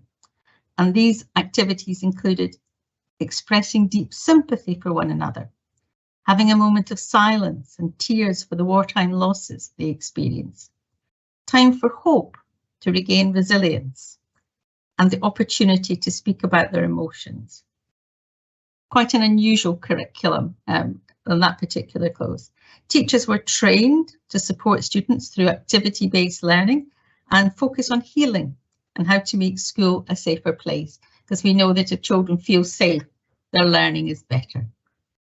The second example is from Colombia, and there was a program about emotions for life that had been implemented in 4,500 schools and served a population of approximately 2 million primary students, so a very extensive reach. The objective of the program was to strengthen students' social emotional skills through raising teachers' awareness, strengthening teachers' capacity to build student skills, and motivating teachers to teach those skills in the classroom. An impact evaluation was undertaken and the following key lessons emerged. So the first one, continue with social emotional development strategies, which is always good to hear. Develop the social emotional learning skills of teachers and their capacity to develop student skills in turn.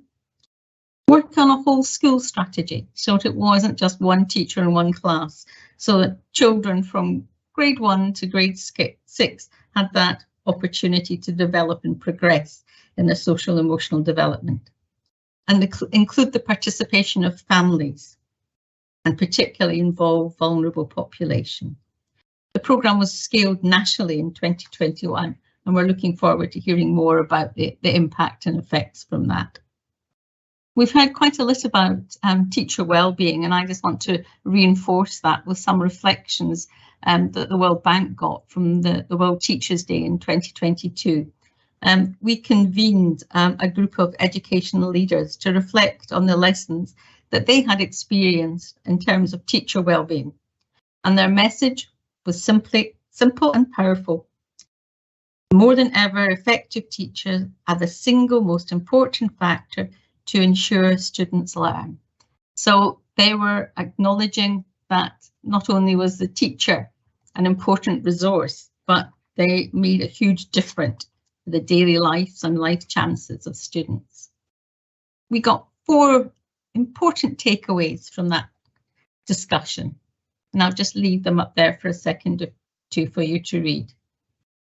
And they should be part of any pathway to solutions that we're investigating, because we need to ensure that teachers are okay before children can be okay. I've also included 2 examples of where countries have started to begin to look at the needs of teachers and to take that seriously. The first example comes from Mexico, and it's a holistic wellbeing curriculum focused on supporting teachers. And the second one from UNICEF is an example of valuing and incentivizing teachers, and that's in Macedonia.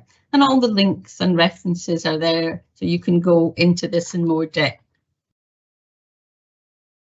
And I want to move on to Safe Schools, which is part of the World Bank's programme to assist countries to design and implement sustainable safe school policies and practice. So when we say safe schools, what do we mean? Schools are safe when all students, teachers and staff can thrive in a welcoming environment that supports learning, health and well-being and positive relationships. Schools are any setting in which learning occurs. So a very broad definition of schools.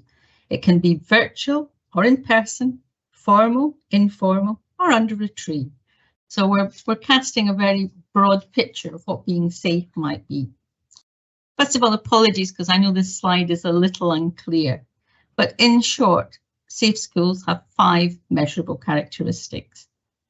Physical safety, where risks that can cause bodily harm or on their journeys to and from school can be removed.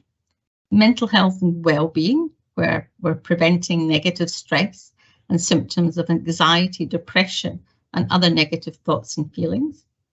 Instructional practice and the environment, where learners, teachers, the context, the equipment interact to enhance the learning experience and promote inclusion.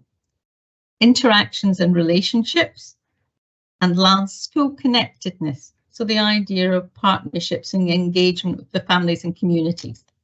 So those elements combine to make a safe school or a school safer. Again, more information is provided in that through the references. So this is sort of a quick journey through a number of developments that are ongoing within the World Bank and with some of our international partners to support health. And I want to turn to a very important area, particularly today, and to include the work of colleagues across many international organisations who are supporting the significant needs of children and families in fragile and conflict-affected settings. We don't have time to go into this topic in great depth. However, in the report Preparing for Tomorrow, as the report title suggests, I want to establish the size of the challenge. By 2030, more than half of the poor and 2/3 of the extreme poor will live in situations of fragility, conflict and violence. An enormous number of people involved in that.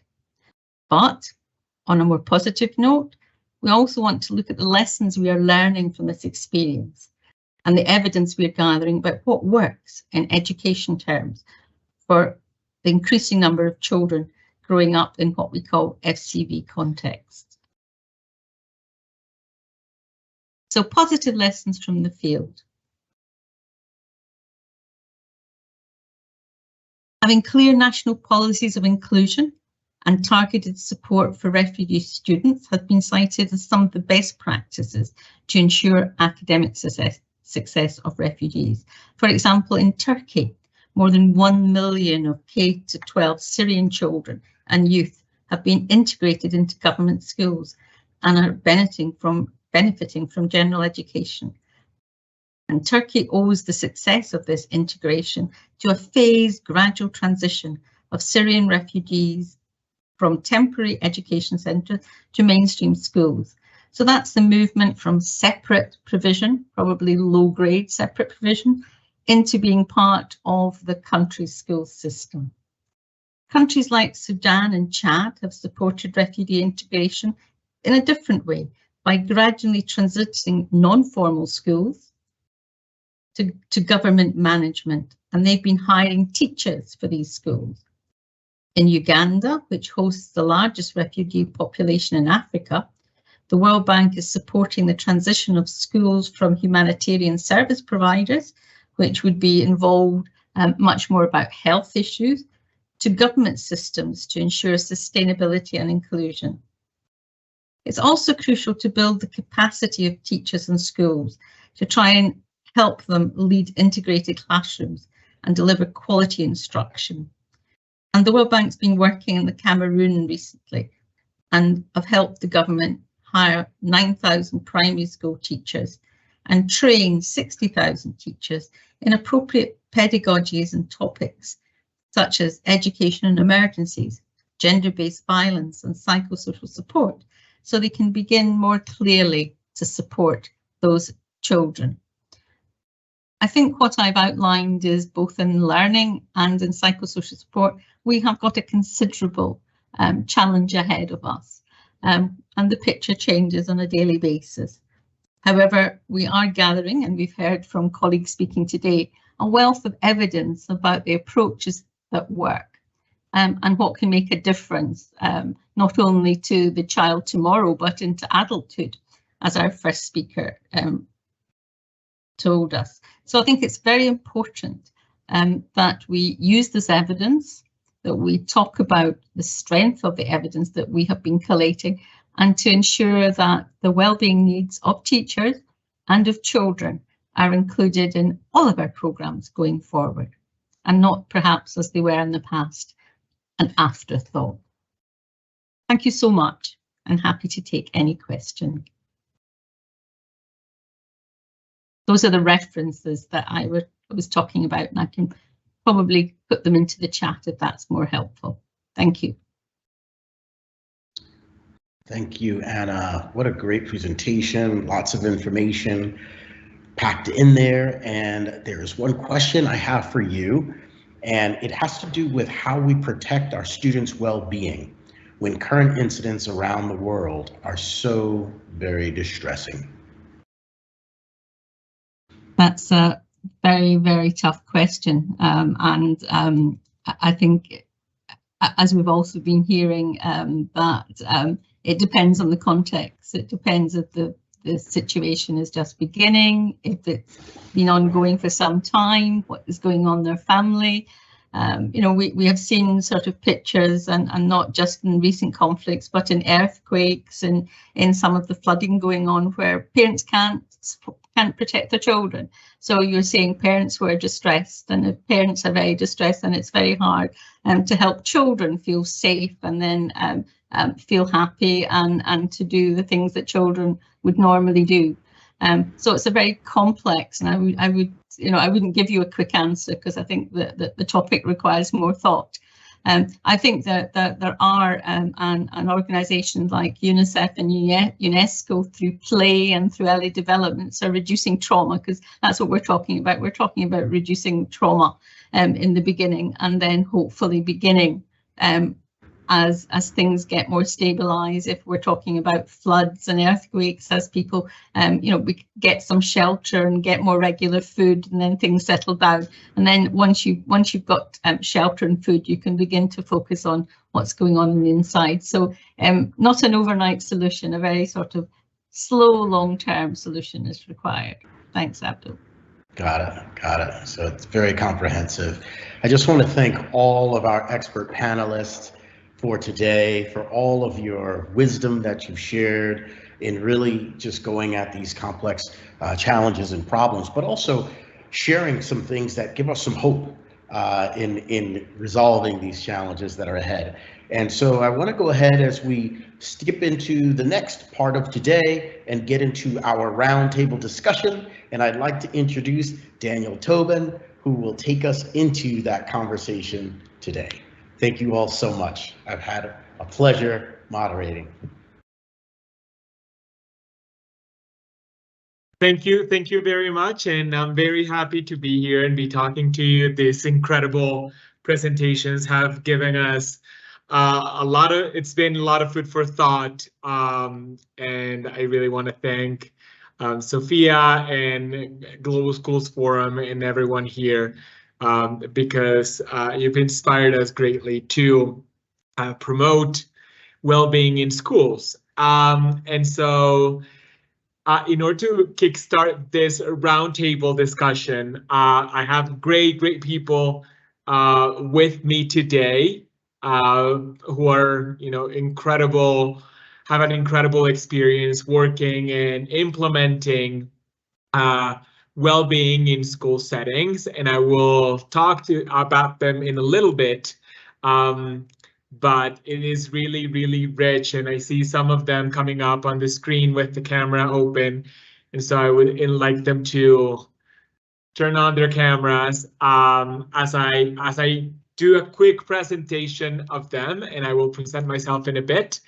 But as you're seeing in the screen, we have the different profiles of the panelists who are joining us today, and just to give you a very brief presentation, we have on one hand, we have Azima. She is a teacher. She loves working with teenagers, and she's been an English instructor specialist supporting teachers studying inclusive education. She has a great deal of experience working in the field with both teenagers and teachers, as you heard.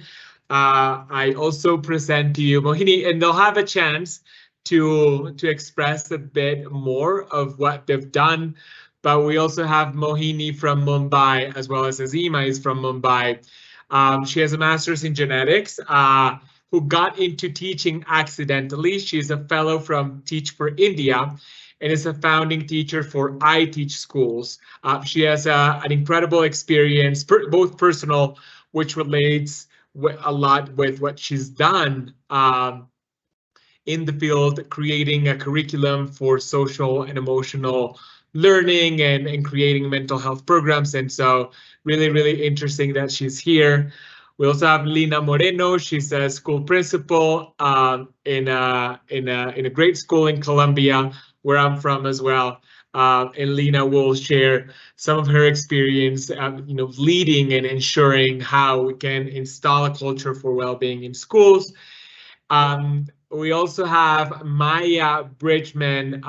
She's a Canadian living in Dubai, and she works at this intersection between technology and neuroscience. She's the founder of Dubai AI Society, and doing incredible work closing the digital divide and also focusing a lot on mental health and well-being.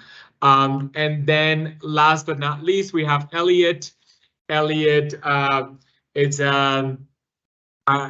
is the founder of Utter Rubbish Limited. He's been awarded for the work that he's done, caring for the environment and also ensuring that we all have the education that is needed to ensure sustainability. And so really happy to have them here.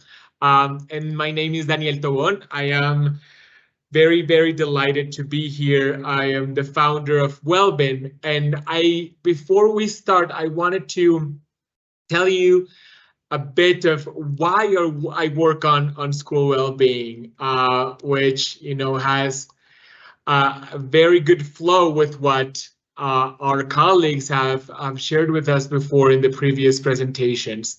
And so really want to share with you quickly something that's very important to me. I have a couple of screens here, so it's taking me a little bit of time to share this, but I want to tell you that like I said, I'm the founder of Wellbeing, a social startup that works to improve the well-being of students, of teachers, and schools using standardized indicators. But this story relates really closely with my personal experience growing up. At one point, here we go. So Oh, sorry. This is in Spanish.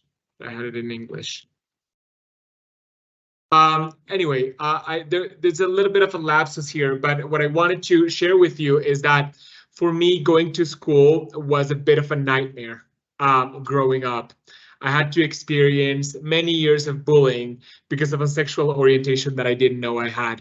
I was an average student, academically speaking, and my biggest dream at that moment wasn't necessarily to become something or to study something later. I just wanted it all to end because it was really too difficult for me to be in school with and being, harassed all the time. My peers and my teachers were not the easiest to deal with. I remember my peers mocking me, calling me names, and making sounds every time I dared to raise my hand in class or speak up. And what made me feel worse was looking at my teachers and seeing how they didn't pay much attention to what was happening. And so they would look away or look up to the sky or to the roof just to, for me, as I understood it or interpreted it as, there's nothing important, happening here. So we'll just let it pass. And for me, it was very difficult because no one knew. My parents didn't know, my family didn't know because I was I was feeling really embarrassed for what was happening. And what was happening really beneath that was a serious case of depression, which made me fear for my life at some point. Fortunately, the networks that I had and, the good thing that I finished high school and was able to enter the university put me in a different environment with a different network. And I was really able to get out of that situation and became a medical doctor. And after, going through medical school, I became obsessed with this idea of making sure that every child, adolescent, and person in the school setting are able to live a healthy, happy life full of opportunities. And that's why I founded Wellbeing, where we are really trying to make measurable improvements in on school well-being, both at a systemic and individual levels, using data and technology to reach as many as we can. So that's why I am working on school well-being. And with that said, now that we have a little bit of more information of what each of our panelists do from a professional perspective, all their accomplishments, I would like to ask them if you can tell us and share with us a brief anecdote of why you do what you do. I genuinely want to know how school well-being connects with your personal life. So if you could share with us a small story that can give us a clear understanding of why you're so passionate for this. So I ask you to be very concrete because we'll have other things to dive into. And so I'm going to go first with Elliot. Thank you, Daniel. So actually, I had a similar situation when I was younger. I felt incredibly isolated. And for me, it was actually going outside, exploring the natural environment, going on lots of hikes, actually supporting me with my well-being. And based on that, I thought, well, actually, why not do things to support others that are going through something similar?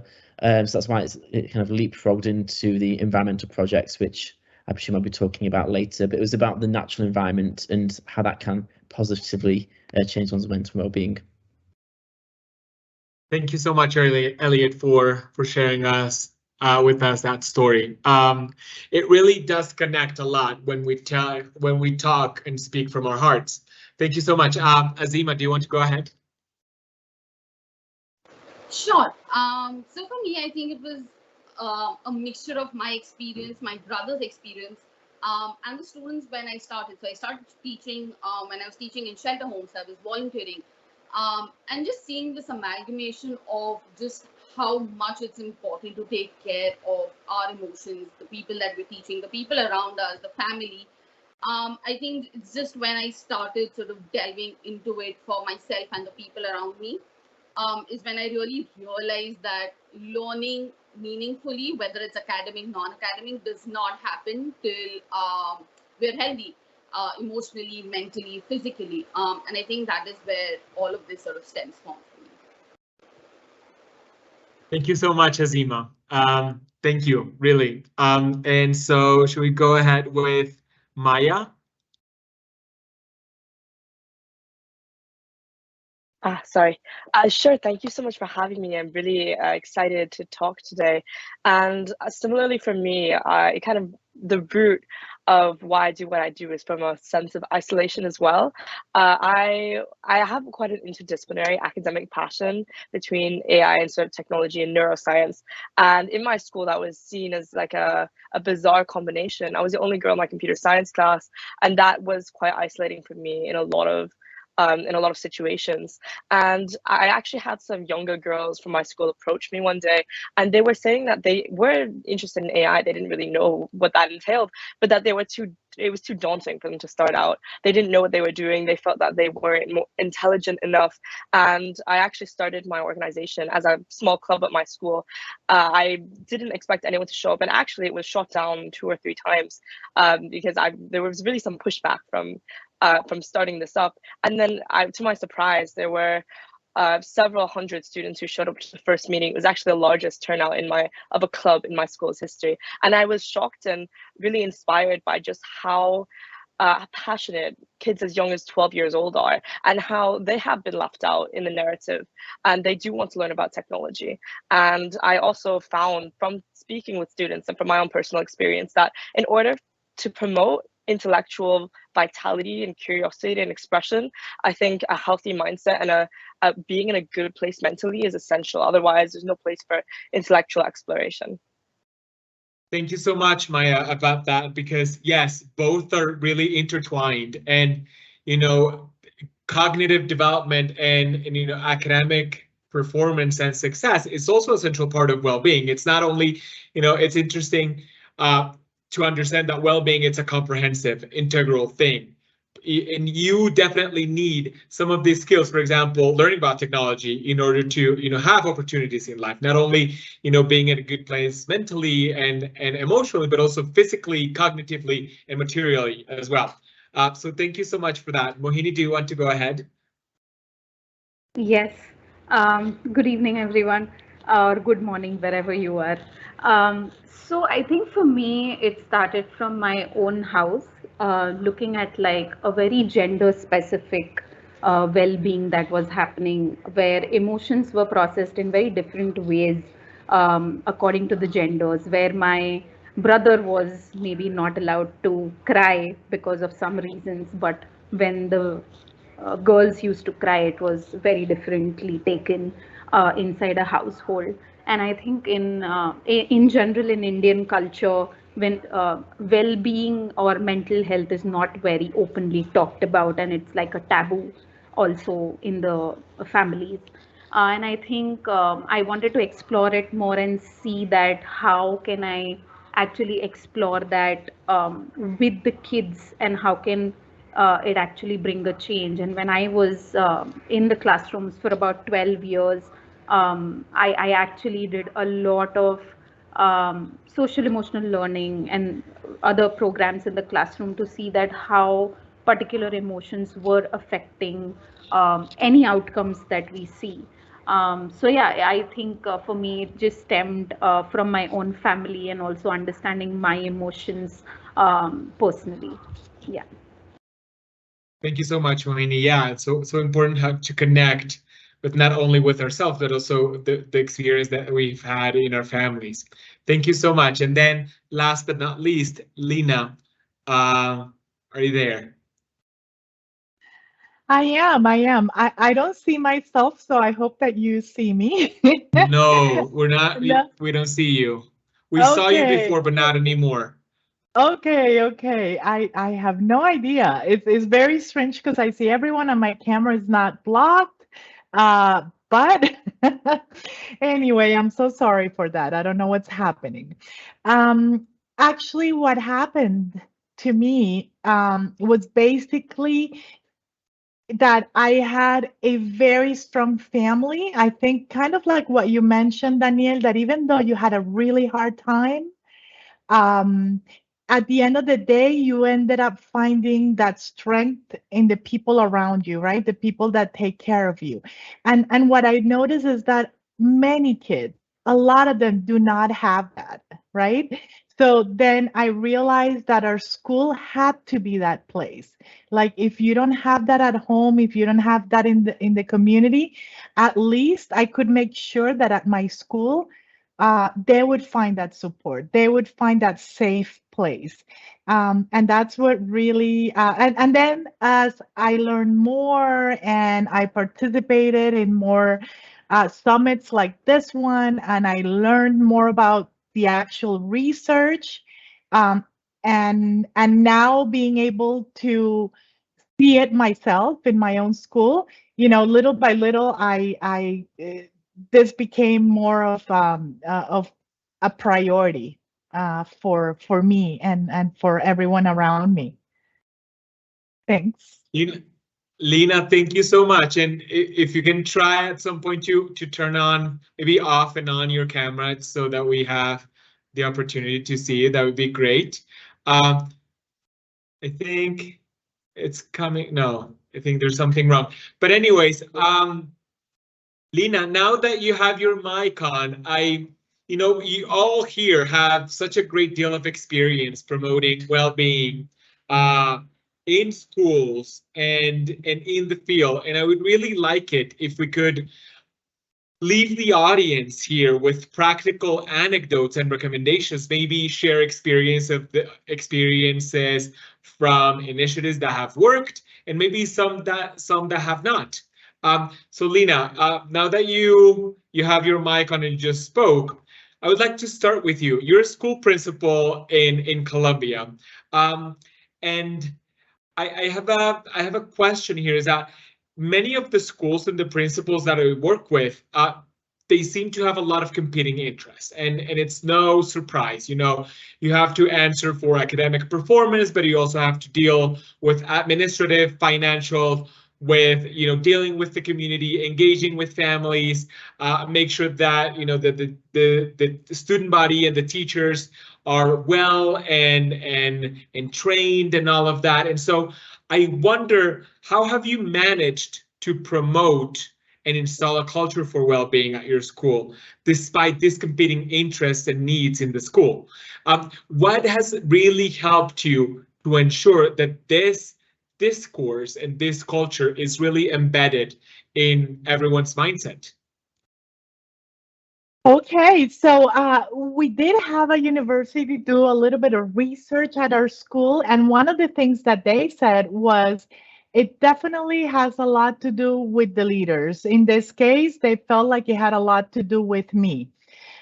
So what I would recommend is for the principals and the coordinators at schools to really believe the research, it's there.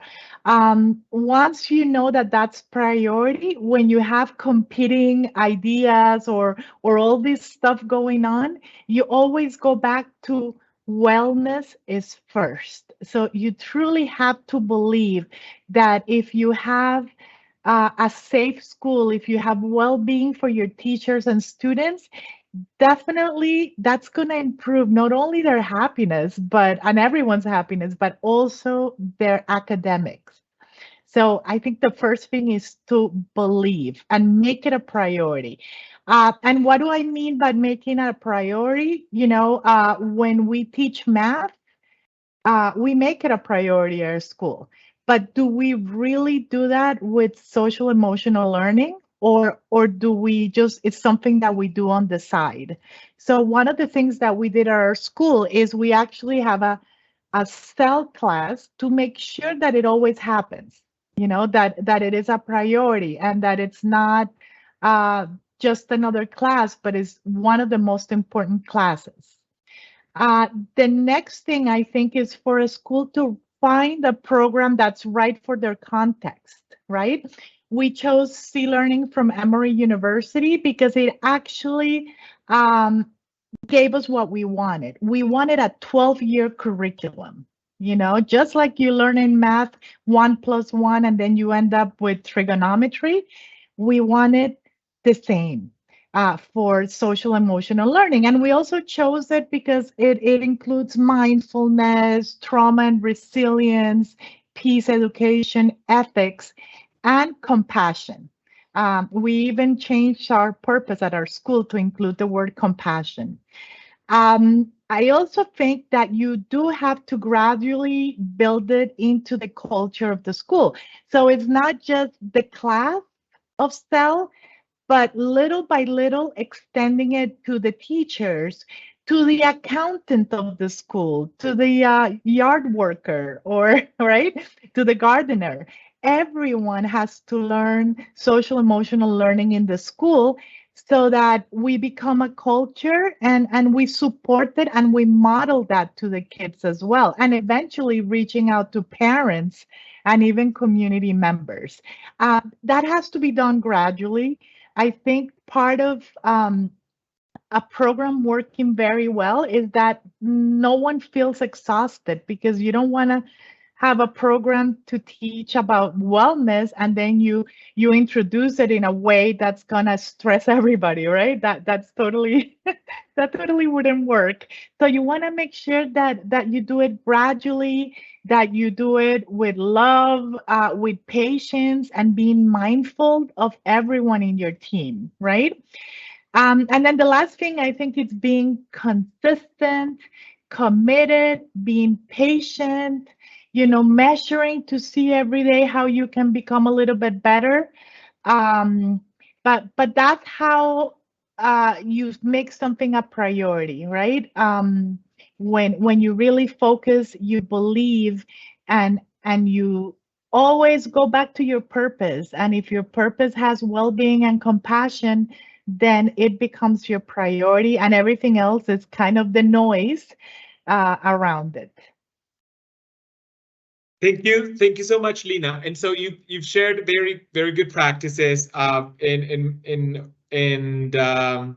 some general ideas, but also some good practices, like how do you believe and how do you create that purpose? And you say you put it in the sort of like in the strategic planning process, and you measure and evaluate, but also you also put in the time and separate the time to, you know, put your sort of like they say, put your money where your mouth is. And so if you really say that it is your priority, then you need to put in the time to do it.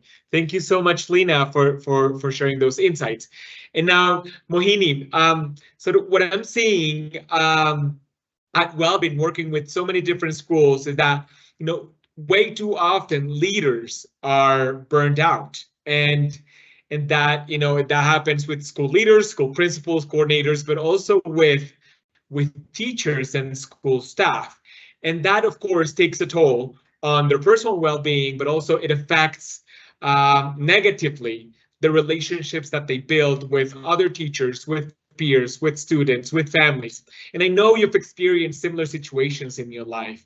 And so I was really wondering if you could share with us some ideas on how to improve and how to work to promote the mental well-being of school leaders, especially when they face so many challenges, they have so much time restrictions, and are under so much pressure. Yes.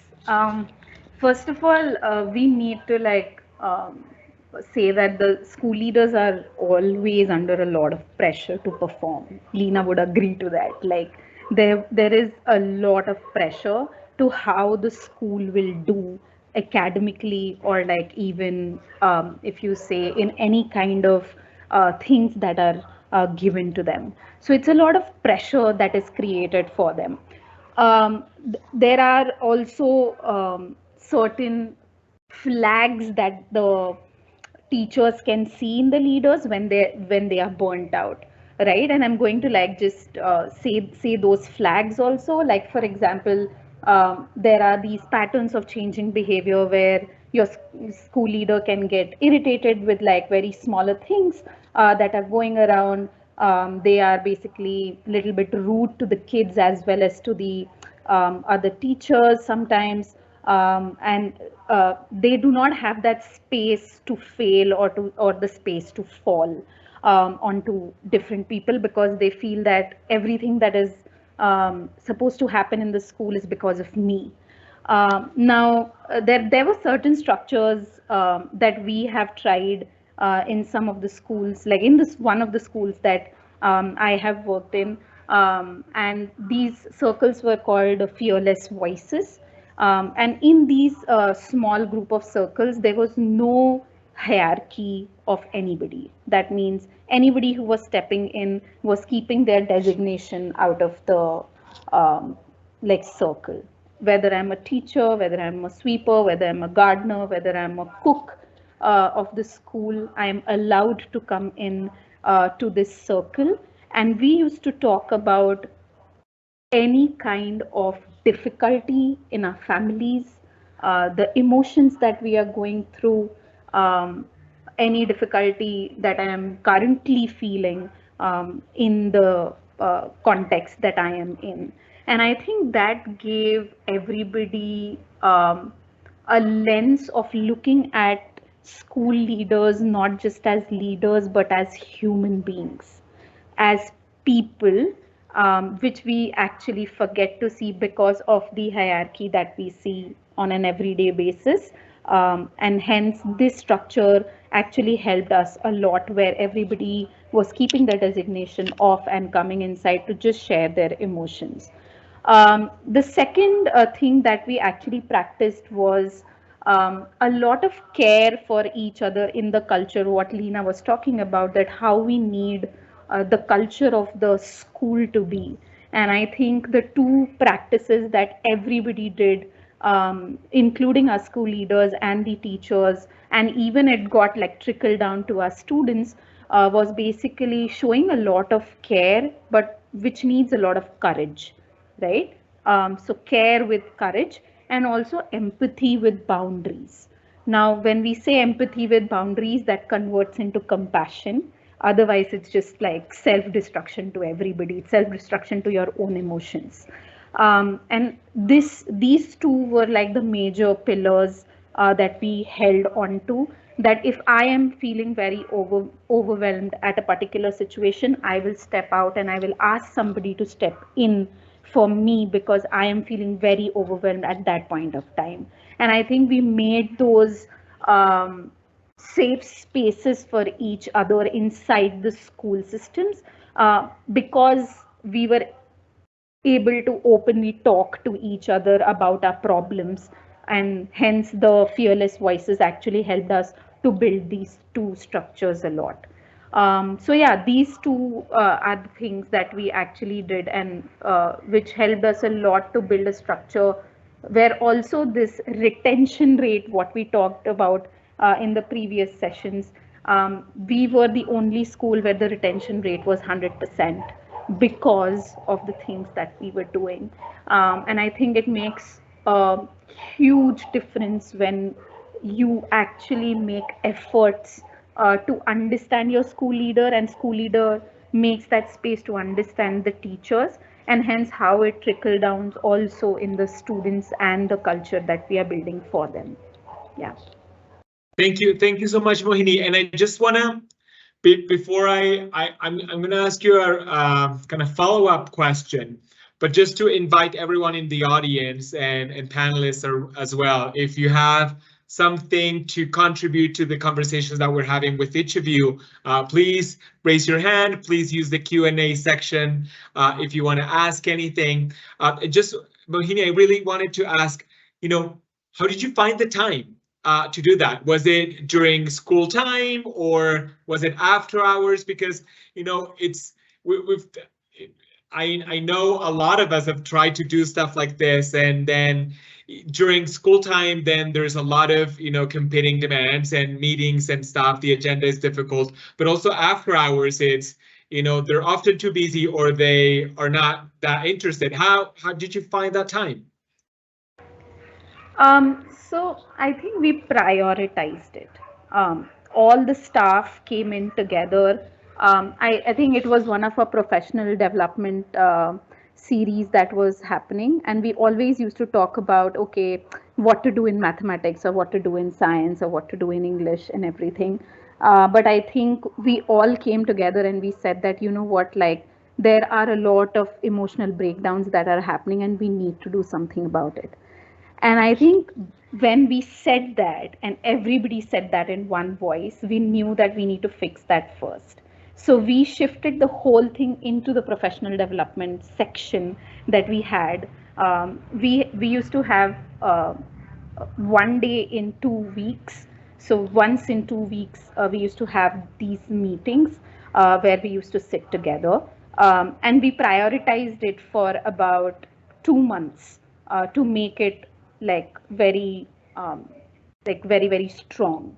And after that we moved on to the professional development sessions, right? Because if our mental well-being is better, only then we'll be able to do the PDs that are coming in, and we'll be faster in doing that. Because we also saw that there is a drop in the sessions that we were doing with the teachers, and there was a drop in the interest that they were showing. And there was literally a problem that we saw, and then we were trying to ask them that what is it. So actually we prioritized it and did it for 2 months, and then we pushed everything back. So yeah. And I see that because there was, people were really suffering it. And so that's how, when something is really hurting, then you do prioritize, but you need to show evidence. So the impact that this is having in people's lives, in productivity, in performance, and then based on that you do.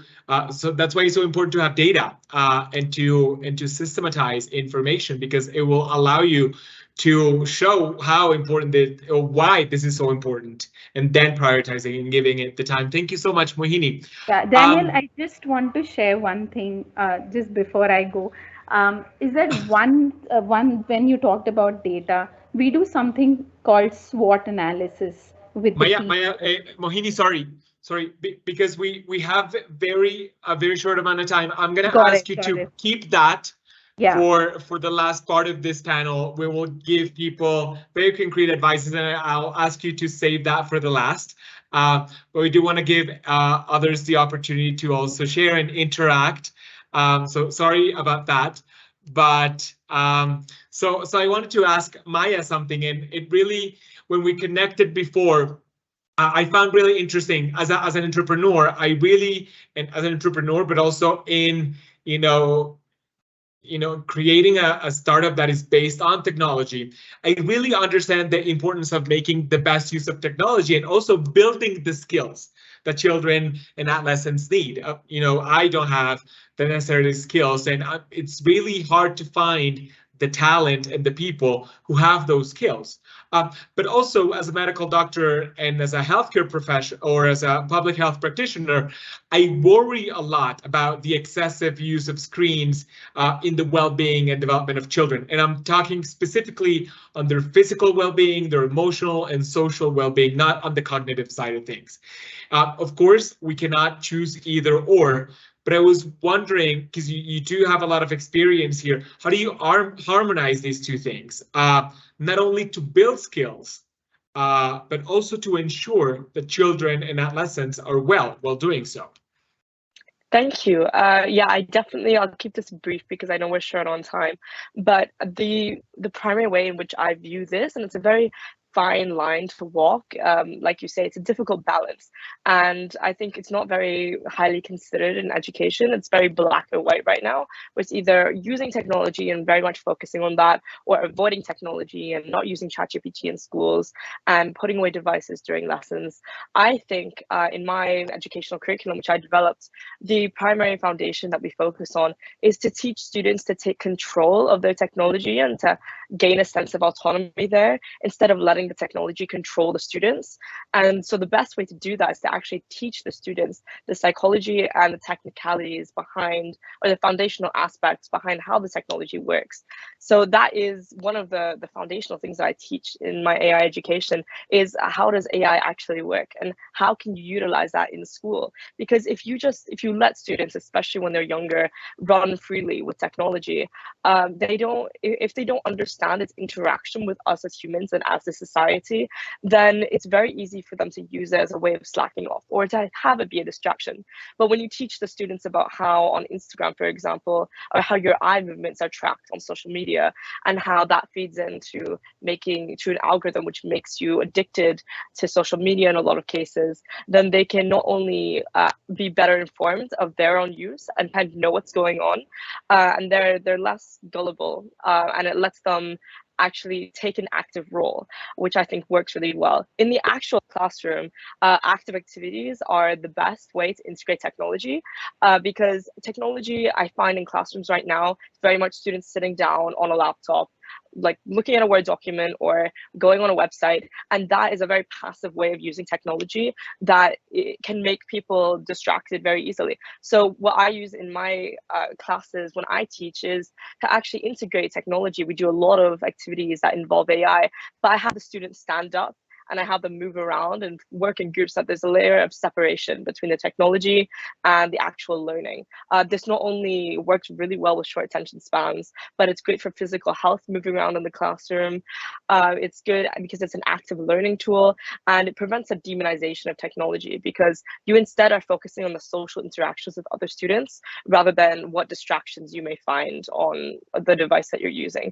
And there's this one really fun one that I'll briefly share. It's when students, they basically move their arms around to conduct a virtual orchestra using computer vision recognition, and it's just incredible how well that works and is integrated into classrooms. It's really spectacular.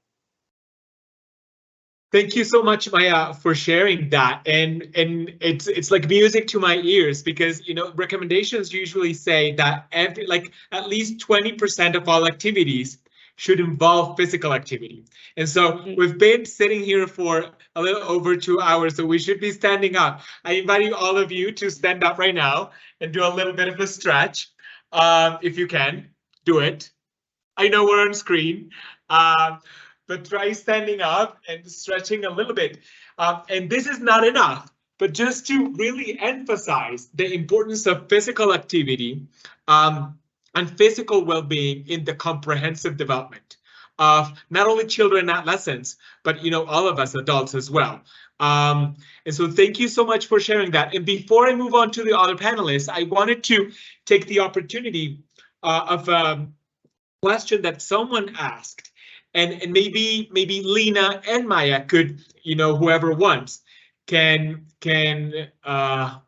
give us your opinions of this. Is how have parents received the introduction of, for example, in Lena's case, the social and emotional learning curriculum, and in your case, technology and AI?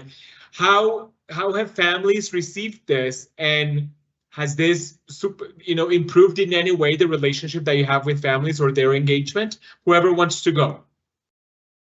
It doesn't have to be only Lena or Maya. It can be anyone here who wants to chime in. I can speak a little bit to that point. I think that with a lot of the parents that I've interacted with, there is a degree of fear when it comes to technology, because a very common misconception, because it's a common pitfall of using technology in the classroom, is when it's improperly used. That's right now, a lot of the integration isn't as smooth as it could be. And so that's causing distraction in classrooms, and it's causing children to not be as engaged with their learning as they can be. I think that when I properly speak to the parents that I talk to about this, and I give them the research, the literature that I've looked at, and I explain specifically how technology can be used to integrate active learning into the classrooms, they fully understand and support this, and support technology as an aid to improve and enhance our learning. But I think it's the lack of information which causes fear. It's the uncertainty, and that causes a demonization of technology in education. Thank you so much, Maya. And so, because we're really short on time, I'll give Lena the chance later to give us her opinion. And so I wanted to ask Elliot. And Elliot, you talked about your experience and how difficult that is, and I relate a lot. Like I said, being there in in an environment that seems to be unhealthy or unsupportive, it's difficult. Really, there's a lot of barriers for you to go on and explore, those initiatives that you want to lead on or to start or to initiate. And so I was wondering if you could share with us some of the barriers that you faced while creating this initiative that you created, and what would you think would be good practices in schools to promote self-care, so that leaders like you and like me and like others have the space and the opportunity to take care of themselves, and with that also have the opportunity to care for others and care for the environment? Definitely, I think there's lots of challenges and barriers that we face in society nowadays. There's lots of barriers that we've encountered about resources, and that includes time. Actually, students and staff have incredible time pressures now in order to turn around initiatives and meet deadlines. That's one of the ones that we found one of the most demanding to meet. But actually, the one that really sticks out to me is actually around the student voice and empowering students with their ideas. I think lots of the time we have really fantastic initiatives, but they're more or less imposed on students, and it doesn't have the best uptake as it possibly could. So I think one of the best things is actually to look into student staff co-design, where my students are brought in at the very start. And actually linking into the project that you're referring to, if we take one step back, we actually co-designed something called the Global Challenge Pathways, and as a part of that, we had different areas that were explored by students and staff. We sat down together, we looked at things like global health, the environment and sustainability, social justice. We had one about creativity and entrepreneurship, languages and cultures, and how we could look at incorporating well-being in an interdisciplinary way across the curriculum. And that was something that turned out to be actually really successful, had a really high uptake from students. It was something that was completely optional. They didn't have to participate in these classes. We saw, this has been running for a couple of years now, I've had thousands of students actually enroll on one of these different areas. They could do one or more. Most students did two actually, that enrolled.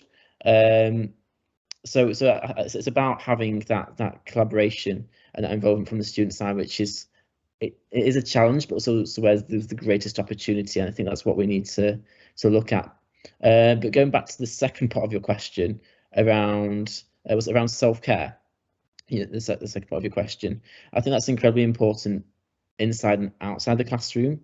I think in terms of something that's benefited myself, and I think will benefit other people, is around setting goals and priorities actually. And I think through a gamified learning mechanism that can actually be really powerful.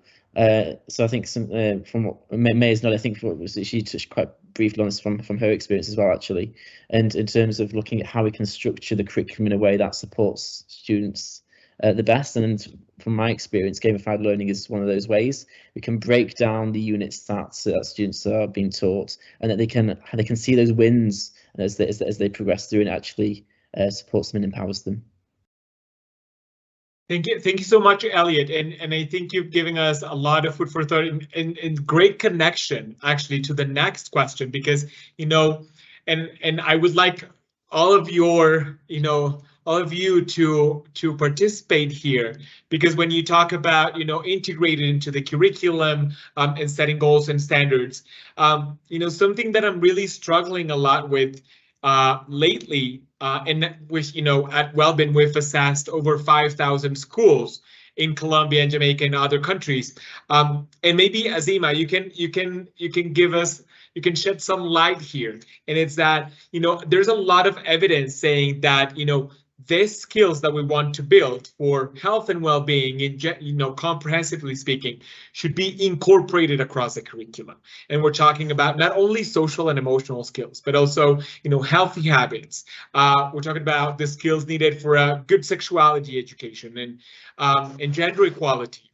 But many teachers, and I speak, and Lena said this before, say that this is very utopical, that if you don't separate the time as you do for math, for language, for science, then these teachings will never happen.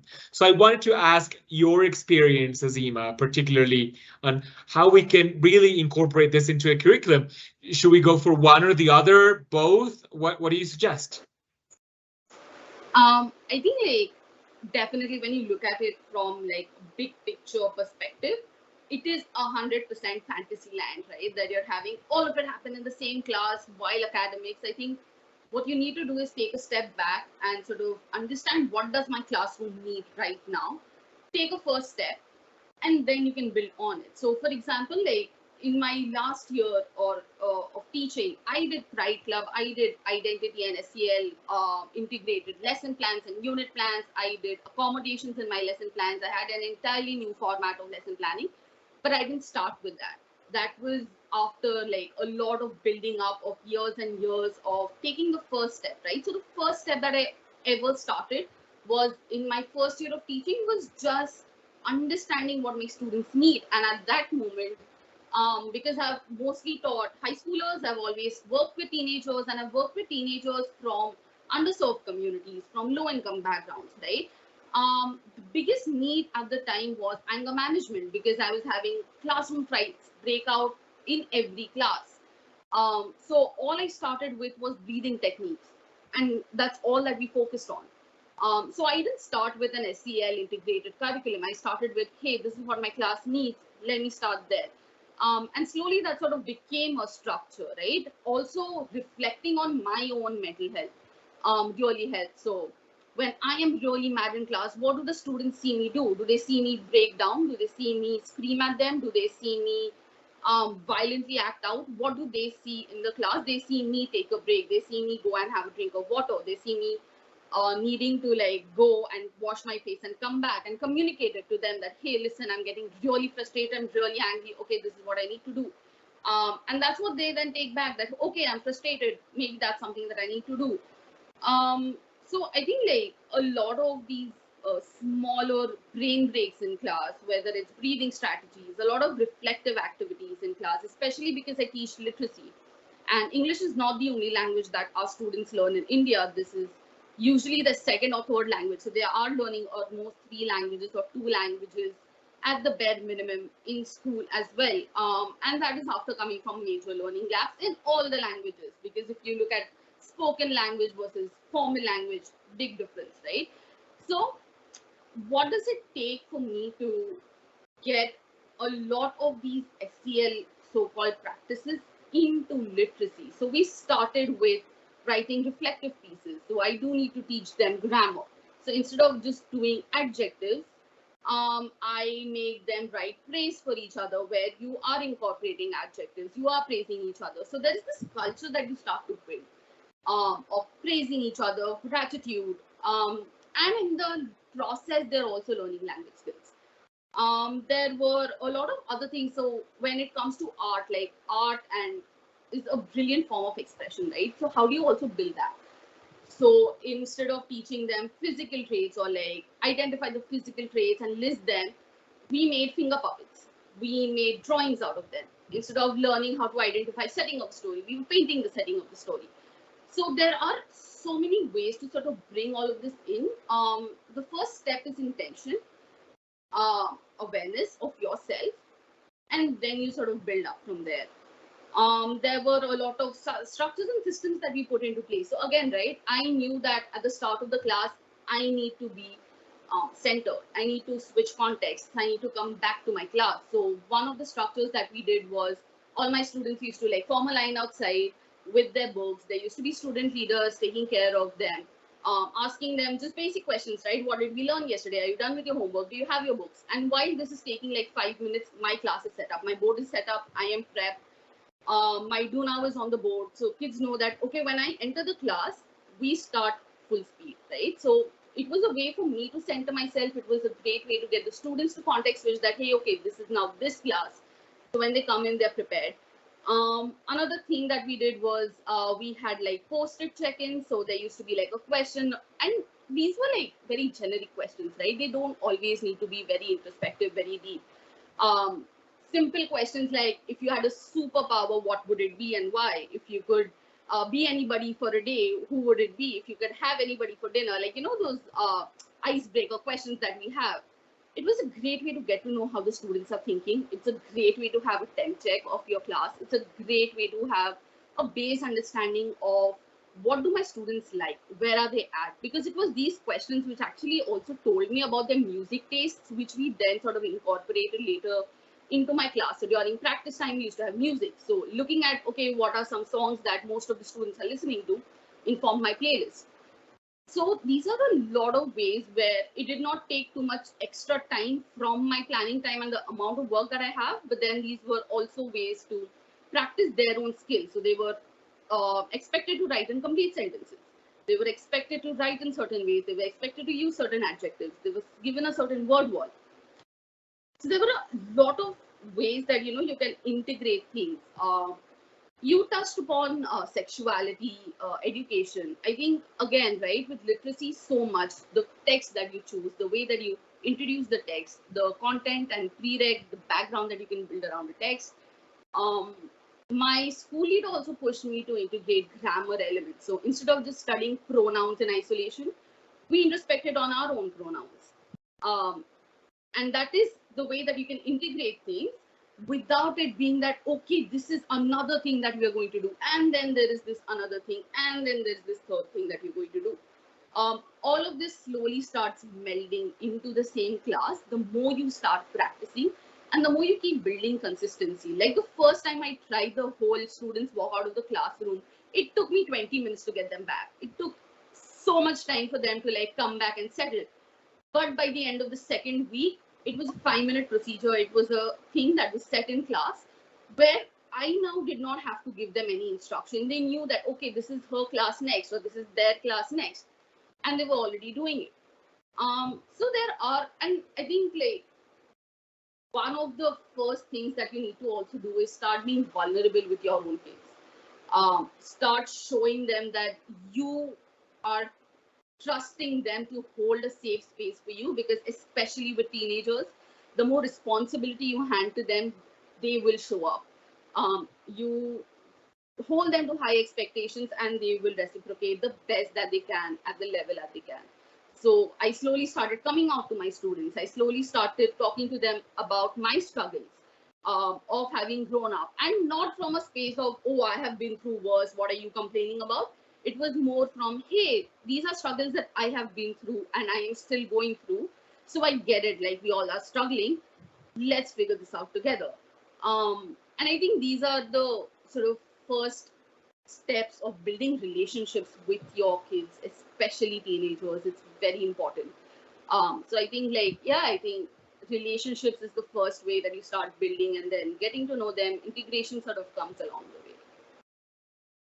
Thank you so much, Azima, for saying that. So if to summarize, what I would say is that you can do either or you can do both combined. You need in your school, you need to, strengthen these different abilities and different skills for all of the, all the student body, depending on their age. Then, it has to do a lot with the purpose and the philosophy and the core values that you have for your school, and that is not only concentrated in social and emotional, but it can also be what are the skills, also what are the conditions that children and students need to really thrive, and that could be social and emotional skills, but that could be IT and technology savvy, or they need to learn English, because that's that's an ability that they're going to need in order to build the lives that they want. But it could be in combination with something that I really enjoyed hearing from you, is that becoming aware. And so the teacher needs to be really aware and conscious of what are the needs that they have in that specific classroom, not in the school in general. What does my classroom need? Are they fighting? How are they feeling? And then based on that, then you can incorporate in every class or in different classes all of those other skills that are more specific to your group in particular. And I really like that. Thank you so much for saying that. I think we need to finish now. And so I really wanted to have a space where you could share something really concrete and but I think throughout your presentations, we've really had the opportunity to learn really, key practices, practical recommendations that, the audience can go on and take. And because I'm taking a bit more of the time that we had and we started a bit late, I'm going to thank you all for being here and for opening your hearts and sharing with us your stories and your experiences. And then I would like to then hand it over to Mr. Konstantinos Doukas, the founder and president of Sophia, and he's going to give us the closing remarks for this session. Thank you so much.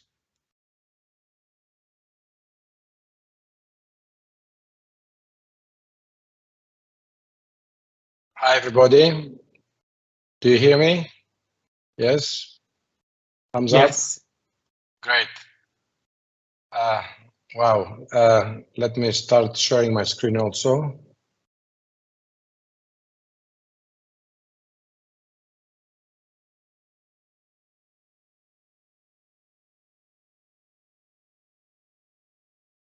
Is it okay? Daniel? Yeah. Yes, I can see your screen.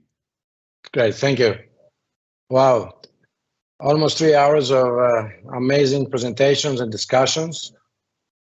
I'm really thrilled about Bridge the Gap 2023. It's really amazing how we started this in 2020 as an NGO, trying to find problems in educational society around the world and giving solutions, Bridge the Gap. And this year, as the topic of teacher students well-being, we believe is very important. That's why we gave Bridge the Gap this subject for this year. And it was not so easy to find all these amazing presenters, which I thank really much, starting from a great moderator, Abdul, and also Sharon, Irenka, Alex, and Anna from the Exit panel, which I believe made an amazing job presenting from different points of view. And it was a very nice relay, as also Alex said, that we went from one presentation to the other, and one was filling in from the first presentation to the next one in the areas that we wanted to cover. Such a big area, so many points. I have the privilege of trying to put all these things together, 3 hours to put them in 10 minutes. It's not so easy, but I will try to do it. So I will start with Sharon's presentation with the main key takeaways from my point of view, which is the main point of how in low resource contexts, children face significant risks of their development, and how teachers can affect student outcomes for many years. So we shouldn't think that we just do the work for this year. The work we do as teachers is that we leave it to the classroom and they take it with them to their adulthood. The other point which I found very interesting is that we need to pay more attention to teacher well-being, but carefully with well-designed projects. And the number that Sharon shared with us was really mind-blowing. 69 people, are needed. 69 million of teachers are needed around the world by 2030. And from what we understand, the number might be growing continuously. So we should pay more attention to our teachers' well-being. First of all, we should create CPD should be customized to their local needs and be more personalized.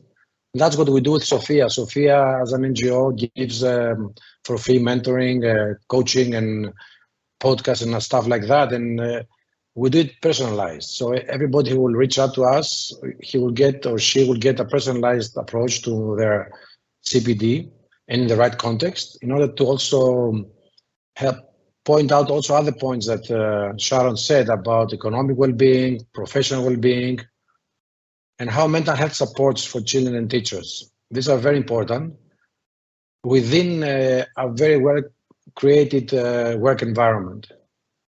Plus, she shared with us the 6 UNESCO panel proposals, which I find very interesting, and I suggest everybody who was at the audience to go through them and check them out. Moving on to Irenka, she clarified what psychological well-being is, which is subjective, and it's a psychological state. It changes over time. It changes from context to context. And we can have children in the same physical circumstances that can experience very different levels of well-being. So what we should do is we should ask children about their well-being. We should measure that. And why is well-being so important in schools? Because well-being has intrinsic value. Children have spent a huge amount of time in the school, and you want them to feel happy, safe, and valued. Also, her second point about a good education is about much more than cognitive development. We also believe very much in knowledge, skills, and values, and in the balance on how we prepare our students to have a more holistic profile with their knowledge, skills, and values. And also how much well-being is linked with academic success. So for this reason, it's very important to have well-being within a school. And why is well-being worth evaluating? Because assessment supports improvement. And the tip she gave is that we should make sure that every child has formed at least one strong and supportive professional relationship with a teacher, because this gives this child the opportunity to flourish within a school environment.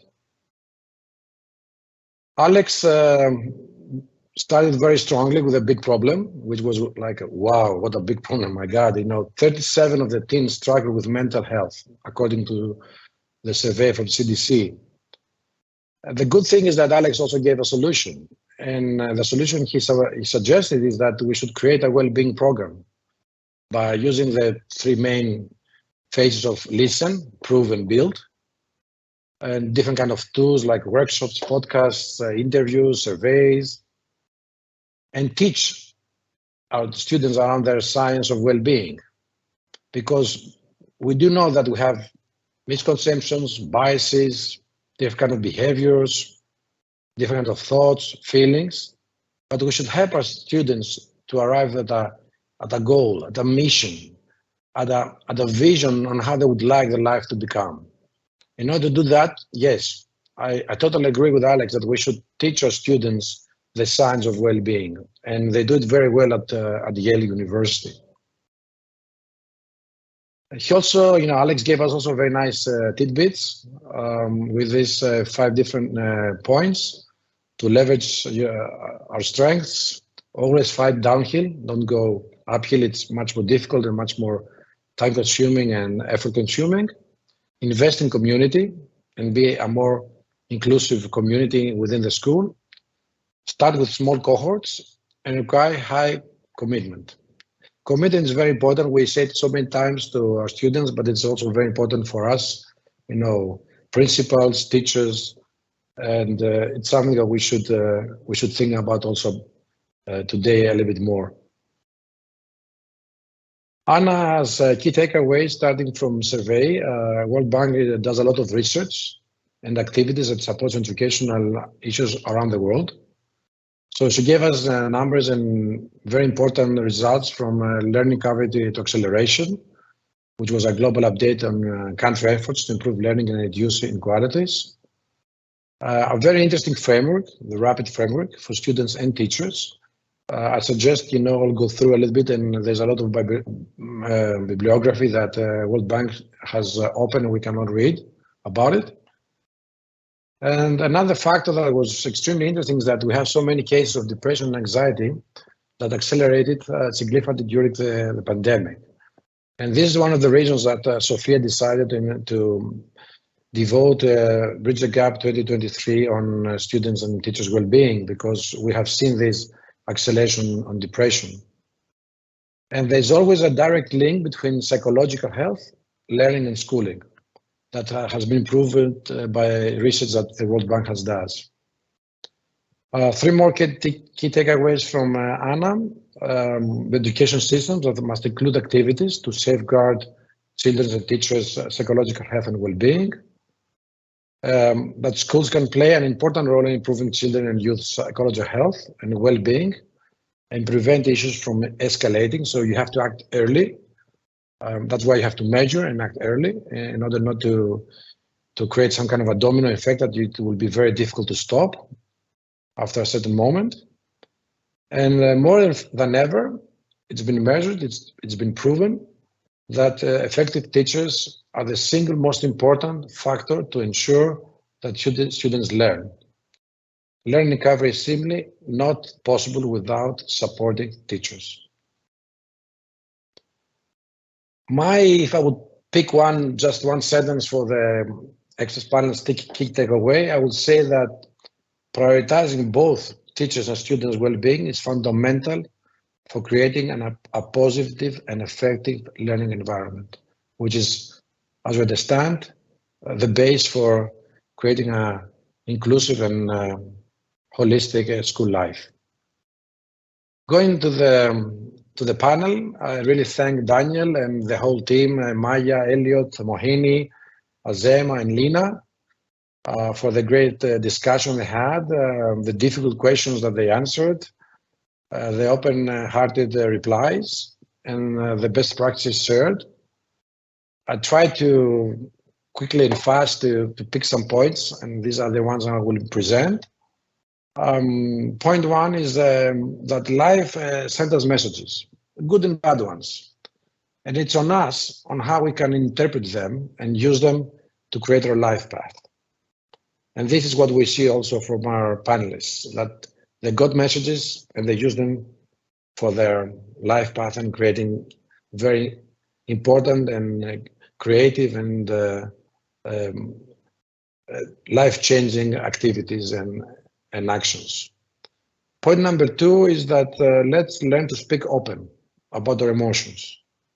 But most importantly, listen to other people's emotions and be supportive and empathetic.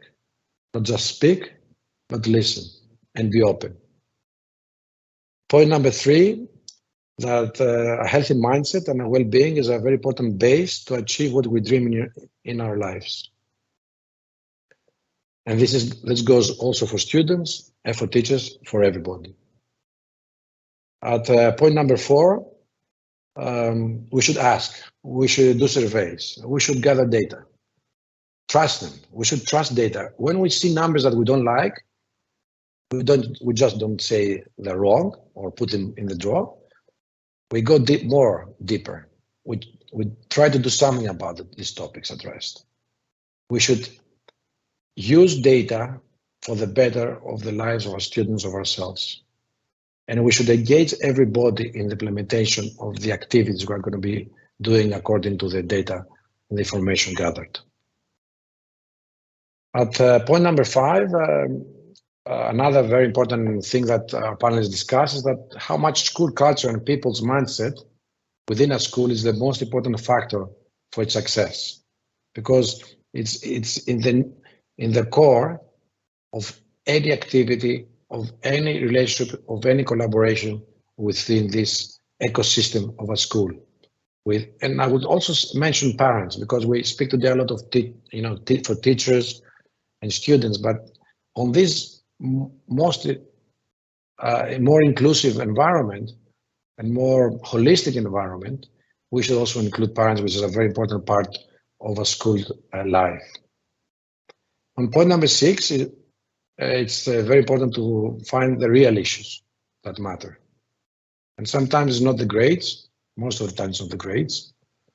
And how we learn, multiplying or how language or sciences. So let's prioritize properly and act accordingly. Point number seven, balance properly time and actions, not only in technology, because usually we ask about technology, how much time we spend on screens, how much time we use PCs or tablets or whatever. But I will use what 2,000 and more years ago, ancient Greeks said, that, we should balance properly everything in our life. And this is not so easy, especially now that technology is changing the world and the way we communicate, act, live, travel, study. We adults, try to find the right balance. Most of the times when I will check a screen time on an adult, and we'll ask him how much time you were on one of the social media platforms. Usually they will be doing a mistake of 60 or 70%. Most of the time we cannot balance, we adults, we cannot balance time properly. So let's try to find this balance in everything we do in our lives. And last, point number 8, act accordingly to what we preach. We cannot say to our students and to our people, to our colleagues, X, Y, Z, and act differently. We should be open, true. What we preach is how we should act, and also build meaningful relationships with our students, which is very important for the whole ecosystem of a school to be progressing well and give the best opportunities for our students to achieve their goals and dreams. And from here, I will go to our vision from Sophia. Our NGO is a vision that we believe very much into it, and we do a lot of stuff to try to achieve it. Sophia envisions a world where education, through its continuous involvement and transformation, will support every student to achieve his, her dreams and goals.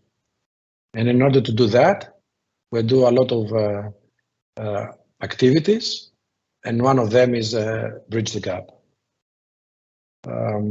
Especially in 2023, Sophia is placing well-being at the forefront of all our activities, which is mentoring, workshops, podcasts, and other stuff we do.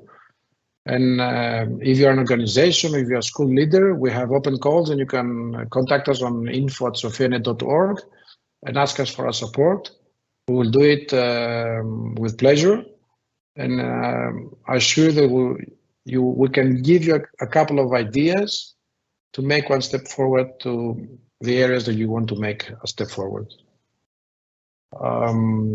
A real thank to our partners, the Global Schools Forum, News Decoder, and ATE for the support to do this event.